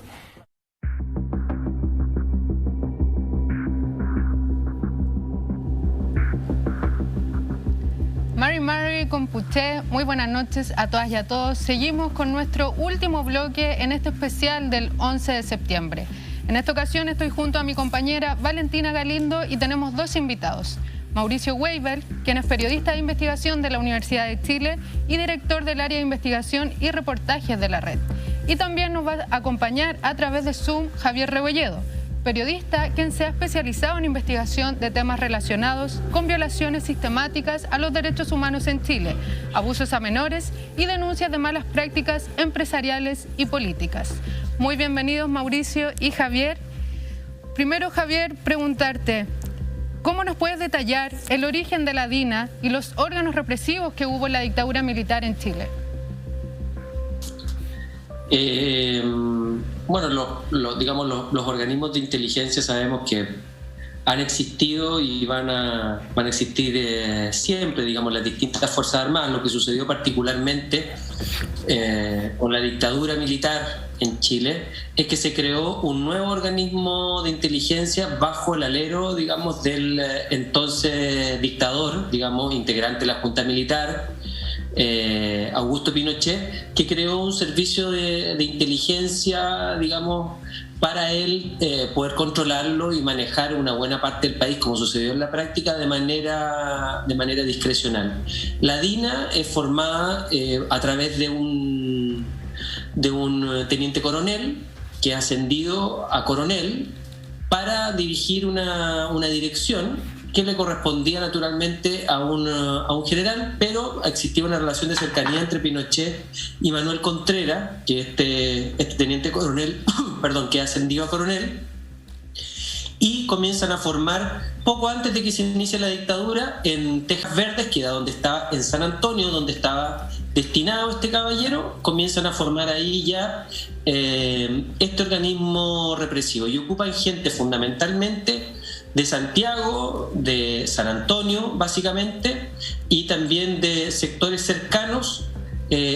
Los detienen, algunos antes del golpe militar, pero la mayoría los días posteriores al golpe militar. Se los lleva a un centro, digamos, de un campo de concentración, se habilita un centro de torturas en el subterráneo casino oficiales del regimiento y se comienza, digamos, a aplicar torturas, ya ensayar, digamos, formando a los futuros agentes de la DINA en un campo que estaba también ubicado a muy corta distancia. Es decir, son tres lugares. Está el centro de torturas mismo, que es el regimiento Tejas Verdes, un campo de prisioneros que está a poca distancia del regimiento, y unas cabañas que eran las cabañas Roca Santo Domingo, que es donde se empiezan a formar estos primeros agentes de la DINA por gente como Miguel Krasnov, digamos, como por Pedro Espinosa y un montón de otras personas que se hicieron conocidos posteriormente. Y los conejillos de India, en este caso, fueron los detenidos. Fueron los detenidos que estaban en el campo de prisioneros, y ahí se le aplicaron tormentos horrorosos, digamos, y en muchos casos funcionaron, tal como les decía, como conejillos de India, y se experimentó con ello. Esa es la impresión que tenían los propios detenidos de Tejas Verdes, que muchas de las torturas que le aplicaron ni siquiera buscaban información, sino que estaban probando nuevos métodos a ver cómo funcionaba. Digamos, no creo que sea el caso de detallarlo ahora los métodos, pero se puede decir que son métodos horrorosos las cosas que hicieron con esas personas. Javier, y si le puedes contar a la gente que nos está viendo aquí en la red, ¿quién era Ana Becerra? Ana Becerra era, junto a Olga Letelier, eran dos militantes del MIR, eran militantes muy jóvenes, idealistas de 17 y 16 años, estudiantes del colegio. Ana estaba recién embarazada. Olga era una niña que tenía un pololo, nunca había tenido relaciones sexuales con él. De hecho, a Olga la fueron a buscar al colegio, la fueron a detener los militares. Y ella lo tomó primero con algo de humor, esta situación, porque fue delante todo el curso y se sintió como alguien importante, como una niña, digamos. Era correo del MIR, no tenía más experiencia que eso, eran labores secundarias. Sin embargo, cayeron las dos en Tejas Verdes. Olga fue, en el libro El despertar de los cuervos yo lo cuento, pero fue violada por 5, 6, soldados, hasta lo que ella recuerde, se desmayó, y esa es la manera en la cual ella perdió su virginidad. Ana estaba siendo torturada, digamos, con un hijo adentro, y con torturas, digamos, de tipo sexual horrorosas. Ambas sobrevivieron a este horror, en buena medida también gracias a la amistad que habían construido fuera del regimiento y a toda la solidaridad que también se dio en estos lugares de horror donde todo es oscuro y es el infierno, si uno lo pudiera decir. Una de las cosas que uno rescata, o que yo pude rescatar en el reporteo de este libro, es que incluso, o con mayor razón, si tú quieres, en estos lugares donde el horror es lo que campea, el espíritu humano, el cariño, que es el otro lado, digamos, que tenemos, o es a lo que nos aferramos cuando estamos frente a estas situaciones de dolor y de maldad tan evidente, es lo que saca a flote a los seres humanos, y eso genera una esperanza. Y son dos personas extraordinarias, Ana y Olga, y que salieron adelante y que han sobrevivido para contar lo que vivieron, en buena medida. Bueno, lo que plantea Javier ejemplifica claramente que en muchos casos, por ejemplo, hay cómplices o partícipes de la dictadura que han dicho que durante la dictadura bien se cometieron excesos, pero lo que plantea Javier nos hace ver que aquí hay un Estado organizado y que tiene sus organismos para poder reprimir y para poder eliminar a los opositores políticos. Mauricio, ¿la DINA o la CNI eran solo organismos represivos o bien tenían otras funciones? Bueno, yo creo que es sumamente importante entender que lo que sucedió en el país no fue simplemente maldad, no fue simplemente un mal radical, no fue solo un infierno, ¿no? Que en el fondo la violencia sobre los cuerpos, la violencia sobre las personas, sobre la sociedad, sobre territorios específicos del país, se usó y se desplegó para cambiar la relación entre el Estado, la economía y la sociedad. O sea, teníamos una sociedad que se basaba en el desarrollismo, que se basaba en una presencia importante del Estado, y se quería construir de forma autoritaria otro tipo de sociedad. Y eso requería la violencia. Y eso fue lo que sucedió. En el fondo no es que hubo violencia solo por violencia, que la hubo violencia, digamos, pero es una violencia que tenía detrás una intención política. Y eso es lo que no hay que olvidar, ¿no? De hecho, esto está completamente organizado. A mí me tocó, bueno, el año 2011, se va a acordar Javier también, encontrar los archivos secretos, una parte de los archivos secretos de la dictadura. Y en esos archivos se describía muy bien cómo habían sido las decisiones político-represivas, o sea, cómo se habían tomado las decisiones para cambiar la sociedad, para pasar de una sociedad que se basaba en el desarrollismo, la sustitución de importaciones, a una sociedad que se basaba en el neoliberalismo y la privatización de la provisión de derechos sociales. Eso es lo que hay, ¿no? O sea, lo que le pasa a Ana, que está ahí en pantalla, lo que le pasa a los desaparecidos, lo que le pasa en el fondo a los ejecutados, lo que contaban antes los colegas periodistas, bueno, sucede porque hay un proyecto político que pretende cambiar la sociedad. Y una reflexión que me parece importante, ¿no?, es en ese proceso en que se impone una constitución que es la del 80. Y en cierta forma esa constitución también se despide con una enorme cantidad de violencia, ¿no? Recordemos que durante lo que fue, algunos llaman el estallido, la revuelta, cada cual le pondrá el nombre que quiera, pero según los propios registros de Carabineros se dispararon casi 2 millones de perdigones sobre población civil, ¿no? Entonces uno dice, bueno, ¿qué Estado tenemos, qué sociedad tenemos que eso aún ocurre? Mauricio, nos comentabas que en el 2011 encontraste varios archivos secretos de la dictadura que hablan cómo se tomaron las decisiones políticas y represivas. ¿Nos cuentas qué contenían esos textos? Bueno, estos eran documentos básicamente que están las comunicaciones entre la DINA, los ministerios, la presidencia, Pinochet, y son documentos que básicamente lo que tú encuentras ahí son las listas de detenidos que se le enviaban a Pinochet, los informes diarios de las informaciones que obtenía la DINA y la CNI que se le enviaban a los ministerios, informes sobre qué es lo que se debía hacer o qué no se debía hacer. Documentos donde, por ejemplo, los ministros de Educación le entregaban listas de estudiantes secundarios a la CNI para que tomara las medidas pertinentes, ¿no? Hay una carta, por ejemplo, incluso en que Gonzalo Vial, que era ministro de Educación, le escribe a Pinochet, le dice, mire, ya tenemos los nombres de los 80.000 profesores que hay en Chile, los tenemos casi encasillados, es la palabra que usa, así que ahora es importante que empecemos a revisar los nombres entre el ministerio y la CNI en conjunto. Entonces uno dice, pero, o sea, estaban realmente involucrados. O sea, cuando algún ministro civil dice, no sabíamos lo que pasaba, bueno, era una mentira abierta, porque sí sabían de forma diaria qué estaba sucediendo, porque recibían estos informes de forma diaria, ¿ya? Y tomaban decisiones. La CNI, de hecho, era un órgano que no solo se preocupaba de las decisiones represivas o de ejecutar estos actos o las torturas, sino que también participaba en reuniones de trabajo con el Ministerio de Interior, con Cancillería. Bueno, la Cancillería tuvo un rol muy importante en todo esto. Mauricio, y sobre lo mismo y lo que puedas relatar de eso de tu trabajo periodístico, ¿cómo se obtienen estos documentos? Bueno, la verdad es que los primeros papeles me llegan de casualidad y todos a pie de página decían con copia del archivo, ¿no? Y yo dije, no puede ser que esto esté en el Archivo Nacional. Y fui al Archivo Nacional y después de buscar, bueno, sí, estaban, de hecho son miles, quizás son más de 100.000 hojas de documentos secretos de la dictadura que están en el Archivo Nacional. Lo que pasa es que no están clasificados y hay que, bueno, yo estuve varios años ahí yendo más o menos periódicamente a revisar estos documentos y creo que un gran deber, ojalá que algún día algún gobierno lo haga, es clasificarlos y digitalizarlos para que estén al alcance fácil de cualquier investigador en las generaciones futuras. O sea, tal como en Alemania, no sé, se clasificó y se digitalizó los documentos del Stasi, o se hizo eso lo mismo con lo de la policía en Guatemala, creo que es una obligación del Estado chileno algún día esos documentos digitalizarlos y clasificarlos. Javier, y por tu parte, ¿cómo puedes relatarnos si la DINA o la CNI eran solo organismos represivos o también tuvieron otras funciones en la época?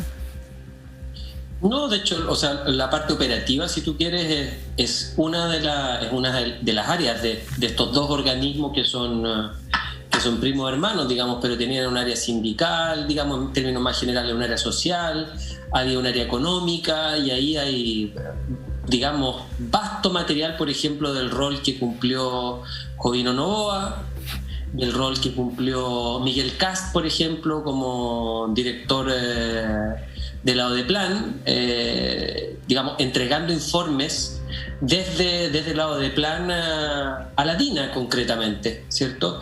Y tenemos también como, porque uno habla de los organismos de inteligencia, digamos, solamente, pero acá, digamos, los civiles actuaron junto con los servicios de inteligencia después del golpe militar. Sabemos que participaron en muchísimas matanzas, entregando nombres e incluso en algunos casos digamos, formando caravanas, como en el caso de Paine, que son muchos civiles los que participaron en esos crímenes y que tienen responsabilidad directa en ellas, o como el caso de Laja y San Rosendo, en el cual fueron asesinados 19 trabajadores, entre los cuales había gente de la papelera, de la familia Mate, y también gente de otras empresas que laboraban en ese lugar. En ese caso se ocupó un predio para asesinar a los trabajadores que eran que vivían en Laja y San Rosendo, un predio de la papelera, de Forestal Mininco, digamos, concretamente. Se ocuparon también vehículos que fueron facilitados por la papelera. Se ocupó probablemente la cal con que se taparon los cuerpos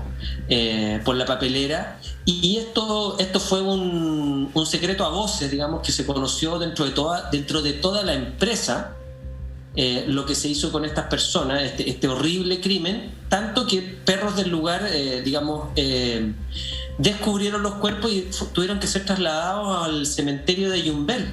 Toda la empresa lo supo y tú tienes que hasta ahora no hay ningún mea culpa de parte de la empresa, de la papelera, de la familia Mate, ninguna disculpa, digamos, ningún reconocimiento público, a pesar de que ahora está condenado un funcionario de la papelera. Fue condenado a 5 años y un día un funcionario de la papelera, ya no un militar. Tenemos el caso de Ricardo Claro, ¿cierto? El expropietario del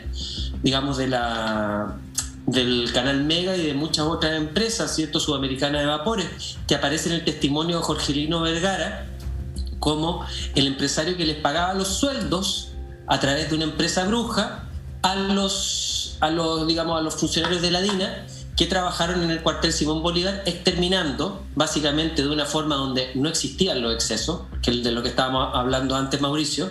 En el exterminio de personas, en las torturas no existió la crueldad, existió la maldad sin límites, sin duda, pero no existieron los excesos, en el sentido que esta es una maquinaria que funcionaba perfectamente aceitada. Y ahí tenemos, por ejemplo, exterminando gente, y tenemos el testimonio de Jorgelino Vergara, que nos señala que la persona que a él le pagaba el sueldo a través de una empresa bruja, digamos, era Ricardo Claro, porque él dice hay cosas que uno no sabe, pero hay cosas que uno sí sabe, que por ejemplo, quién te paga el sueldo con el cual tú comes. Y yo sabía que Ricardo Claro era la persona que a mí me pagaba el sueldo. Javier, ¿qué opinas, por ejemplo, estamos hablando, claro, de impunidad, y qué opinas de que hoy día nosotros en la redacción dimos el reporte que Cristian Lavé Galilea está trabajando en el municipio de Colina?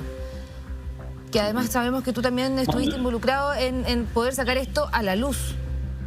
A mí me tocó reportear ese tema, y él se fue preso, claro, cuando se publicó el libro El despertar de los cuervos. Él había salido hace poquito de la alcaldía de Providencia, y ahí los testimonios son explícitos. En Tejas Verdes, justamente cuando él era teniente, él fue parte de los oficiales que llegaron ahí a Tejas Verdes a impartir clases, según él, clases de educación física.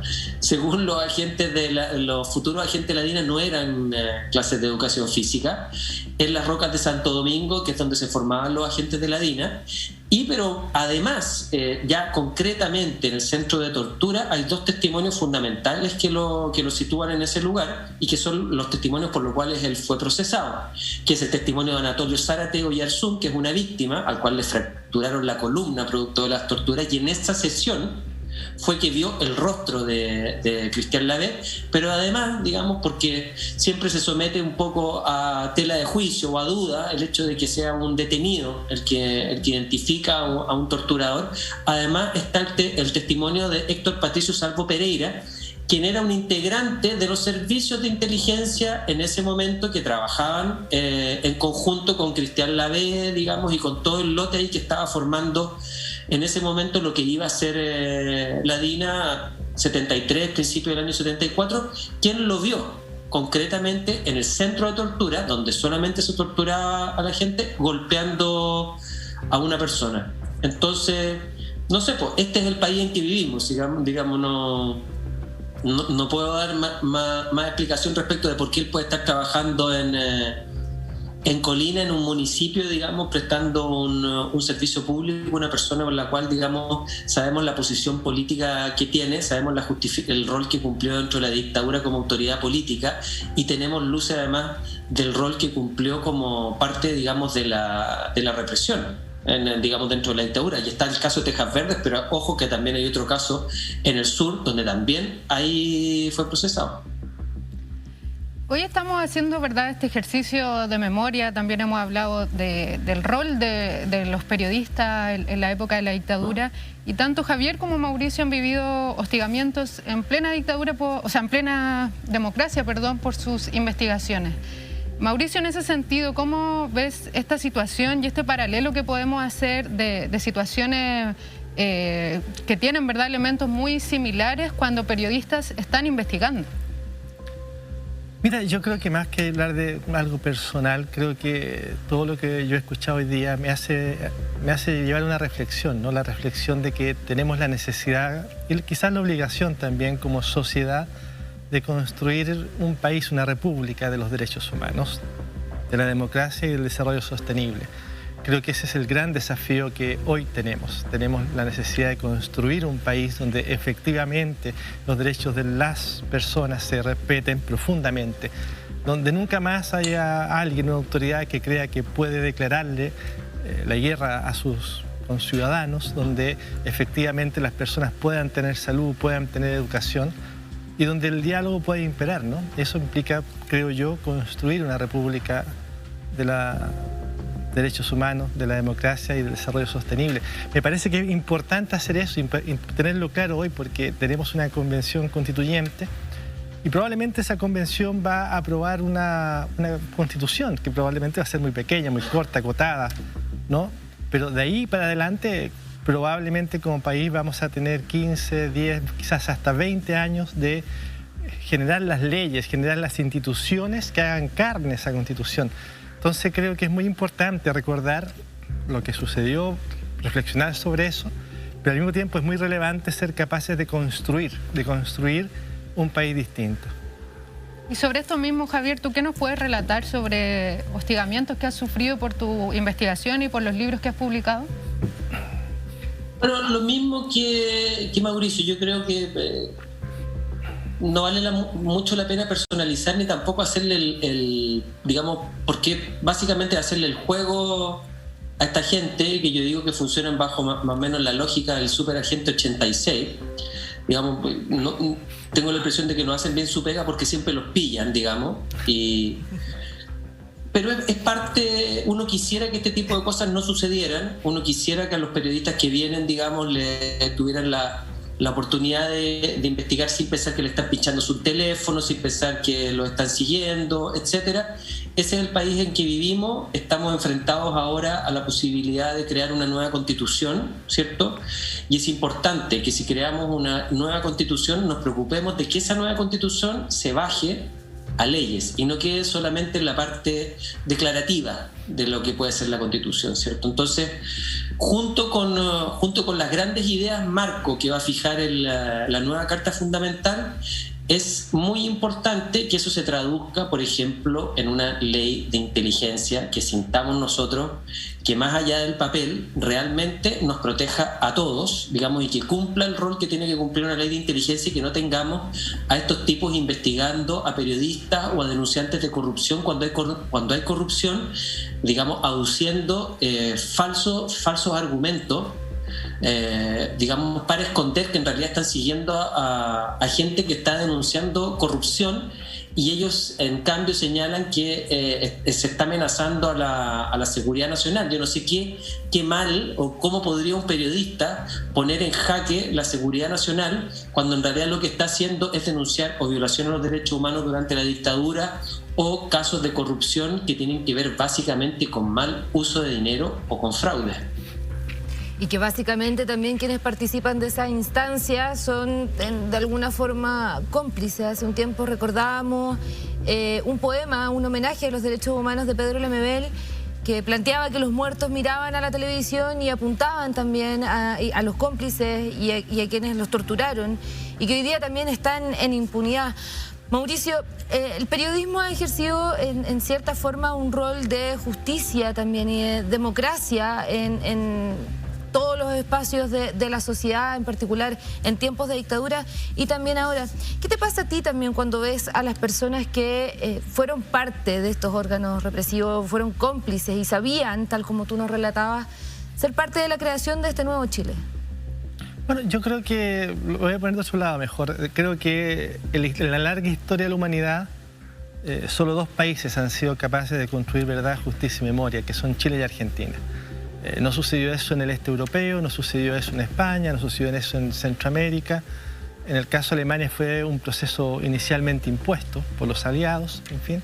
Entonces creo que nosotros tenemos que entender que ese es el gran logro de nuestro país, de Argentina.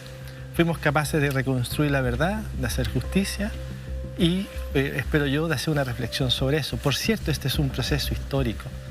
Piensen ustedes que hace 80 años no existían los derechos humanos como una consigna universal, que hace 80 años la palabra genocidio no existía, que hace 50 años las mujeres no tenían derecho a voto.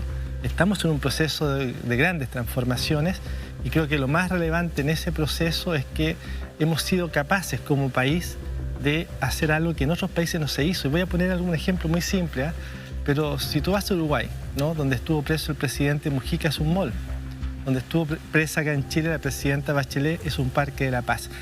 Es cierto que tenemos muchas cosas por hacer, que tenemos muchos temas que aún resolver como país, pero creo que una gran diferencia o una gran base que hay ahí es el hecho de que hemos sido capaces, desde distintos puntos de vista, de distintos esfuerzos, de construir un país con memoria. Y creo que eso es tremendamente importante. Javier, y respecto a tus investigaciones, ¿qué es lo más difícil de escuchar y hacer revivir situaciones a las víctimas de la dictadura militar? ¿Y qué historia a ti te conmovió más o qué historia te gustaría destacar en este espacio?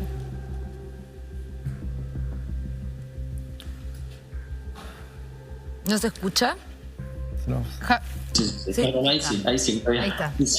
Ahora sí, Javier. Siempre es difícil y no me gustaría, digamos, elegir una historia porque al hacer ese ejercicio, digamos, de elección, uno necesariamente deja a otra gente fuera y el drama de la gente que vivió esto, digamos, yo creo que no merece, digamos, esa elección. Te puedo decir sí que en general es un reporteo muy, muy duro porque uno es profesional, pero no es objetivo, digamos, porque no se puede mantener un objetivo ni ecuánime frente a las violaciones a los derechos humanos, creo yo. Uno automáticamente toma partido, es decir, puedo tratar de ser lo más profesional posible, puedo intentar jugar entre comillas, juego en buena ley, no inventar mentiras, pero mantenerme objetivo, mantenerme ecuánime frente a algo tan horroroso, para mí por lo menos resulta imposible. Entonces se genera un compromiso y uno muchas veces como periodista tiene que obtener cosas. En el caso concreto de los testimonios, por ejemplo, de Feliciano Cerda, de Olga Letelier, de Ana Becerra, de Anatolio Zárate, o de Mauricio, en el caso de la sombra de los cuervos, que era un niño, digamos, cuando se llevaron a su papá y se lo llevaron para siempre y él tuvo que seguir a los policías que se llevaban prisionero a su papá por la calle y en un momento sintió temor porque no pudo salvar a su papá y no se atrevió a salvar a su papá. Y era un niño de 7, 8 años y creció con la culpa de no haber salvado a su papá, con esa culpa irracional dentro de su corazón. O Feliciano Cerda, que fue violado dentro de Tejas Verde, o Anatolio Zárate, quien le fracturaron su columna, o Ana Becerra, Olga Letelier, quienes le quitaron cuestiones fundamentales. Y uno tiene que contar eso como periodista. En algún momento te metes dentro de lugares que son absolutamente íntimos de las personas y que son íntimos por una razón, además. Entonces ahí el hilo es muy delgado entre lo que uno como periodista entiende que es necesario que se sepa y que son detalles muchas veces, no morbosos, no pornográficos, sino que explícitos, pero dentro de un contexto de horror y dentro de un contexto humano, y el otro lado del límite lo marca, digamos, la persona, el ser humano, que se ha guardado muchas de esas cosas justamente para poder sobrevivir. Entonces te diría que es un camino angosto, en que uno va transitando y va aprendiendo también con el ejemplo de estas personas maravillosas, te digo, la mayor parte de ellas. Yo no me he topado con gente que no sea, digamos, de una humanidad muy grande, te lo digo sinceramente y no estoy inventando, y creo que estas vivencias lamentablemente, algo tienen que ver en el forjar ese temple de carácter que uno observa en ello, esa resiliencia, esa palabra tan gastada, ahora tan cliché, pero que es cierto. Entonces, eso de alguna manera también va haciendo que el reporteo del horror, digo yo, de estos casos horrorosos, y que es necesario que se sepan, también vayan saliendo a flote por ese lado, digamos, por el lado de que estás frente a gente extraordinaria muchas veces, o la mayor cantidad de las veces, y que vivieron para contar estas experiencias. Sobre lo mismo, Mauricio, ¿cómo tú realizas este trabajo que es tan delicado con las víctimas? Bueno, yo creo que uno cuando hace el trabajo de investigación en memoria y derechos humanos, lo hace siempre, y en eso que coincido con Javier, desde una cierta ética de la víctima, ¿no? Efectivamente uno hace todo el recorrido para tener un reportaje lo más completo posible, pero es muy importante lo que dice Javier, ya estamos hablando quizás aquí de periodismo, ¿no? Es muy importante que no privilegiar el morbo ni esas cosas, sino tratar de entender qué es lo que está ahí, ¿no? Y lo que está ahí es una parte que es el espacio biográfico, ¿no? O sea, por una parte es la historia de la persona, pero por otra parte la historia de una comunidad, la historia también de un país. Yo creo que es sí un trabajo muy desgastador, no solamente acá en Chile, pensemos por ejemplo en otros países, no estoy pensando en los reportajes de Susan Meisal, en Moisot, en Salvador, porque lo que nos pasó a nosotros en Chile es algo que también sucedió en América Latina, ¿no? Y es, creo que, un tipo de periodismo, un esfuerzo periodístico que es desde el punto de vista emocional muy fuerte. Yo estoy seguro que cuando Javier hacía estos reportajes, esta entrevista, él también se conmovía. Yo creo que hoy día estamos todos conmovidos cuando escuchamos, por ejemplo, a Mario Aguilera o a Mónica o Oriana, que estaban antes que nosotros, ¿no? Evidentemente es muy fuerte. Yo creo que es importante, ¿no? Kapuscinski, que era un gran periodista, decía que el periodista se tiene que parar en un pie de responsabilidad con el otro. Y en ese sentido creo que es así, ¿no? Que es un pie de ética de la víctima, de responsabilidad, pero también de tratar de contar la historia de la forma más completa posible, ¿no? Para mí el periodismo es una pasión, siempre digo, no es un trabajo, y creo que es una gran oportunidad poder hacer este tipo de trabajo, este tipo de esfuerzo.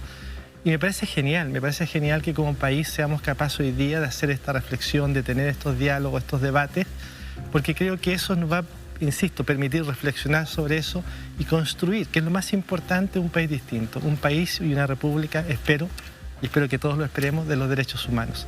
Creo que eso es lo central, que eso es lo fundamental. Javier ha abordado un tema que tiene que ver un poco con la objetividad y que esto está muy en discusión constantemente en el mundo del periodismo, pero también hacía una declaración. Cuando hablamos de derechos humanos, uno no puede ser objetivo, siempre tiene que estar en la defensa de los derechos humanos. ¿Cómo ven ambos esta idea de compatibilizar la idea de la objetividad con la defensa de los derechos humanos y también lo que se está enseñando en las escuelas de periodismo? ¿De qué manera lo ves tú, Mauricio?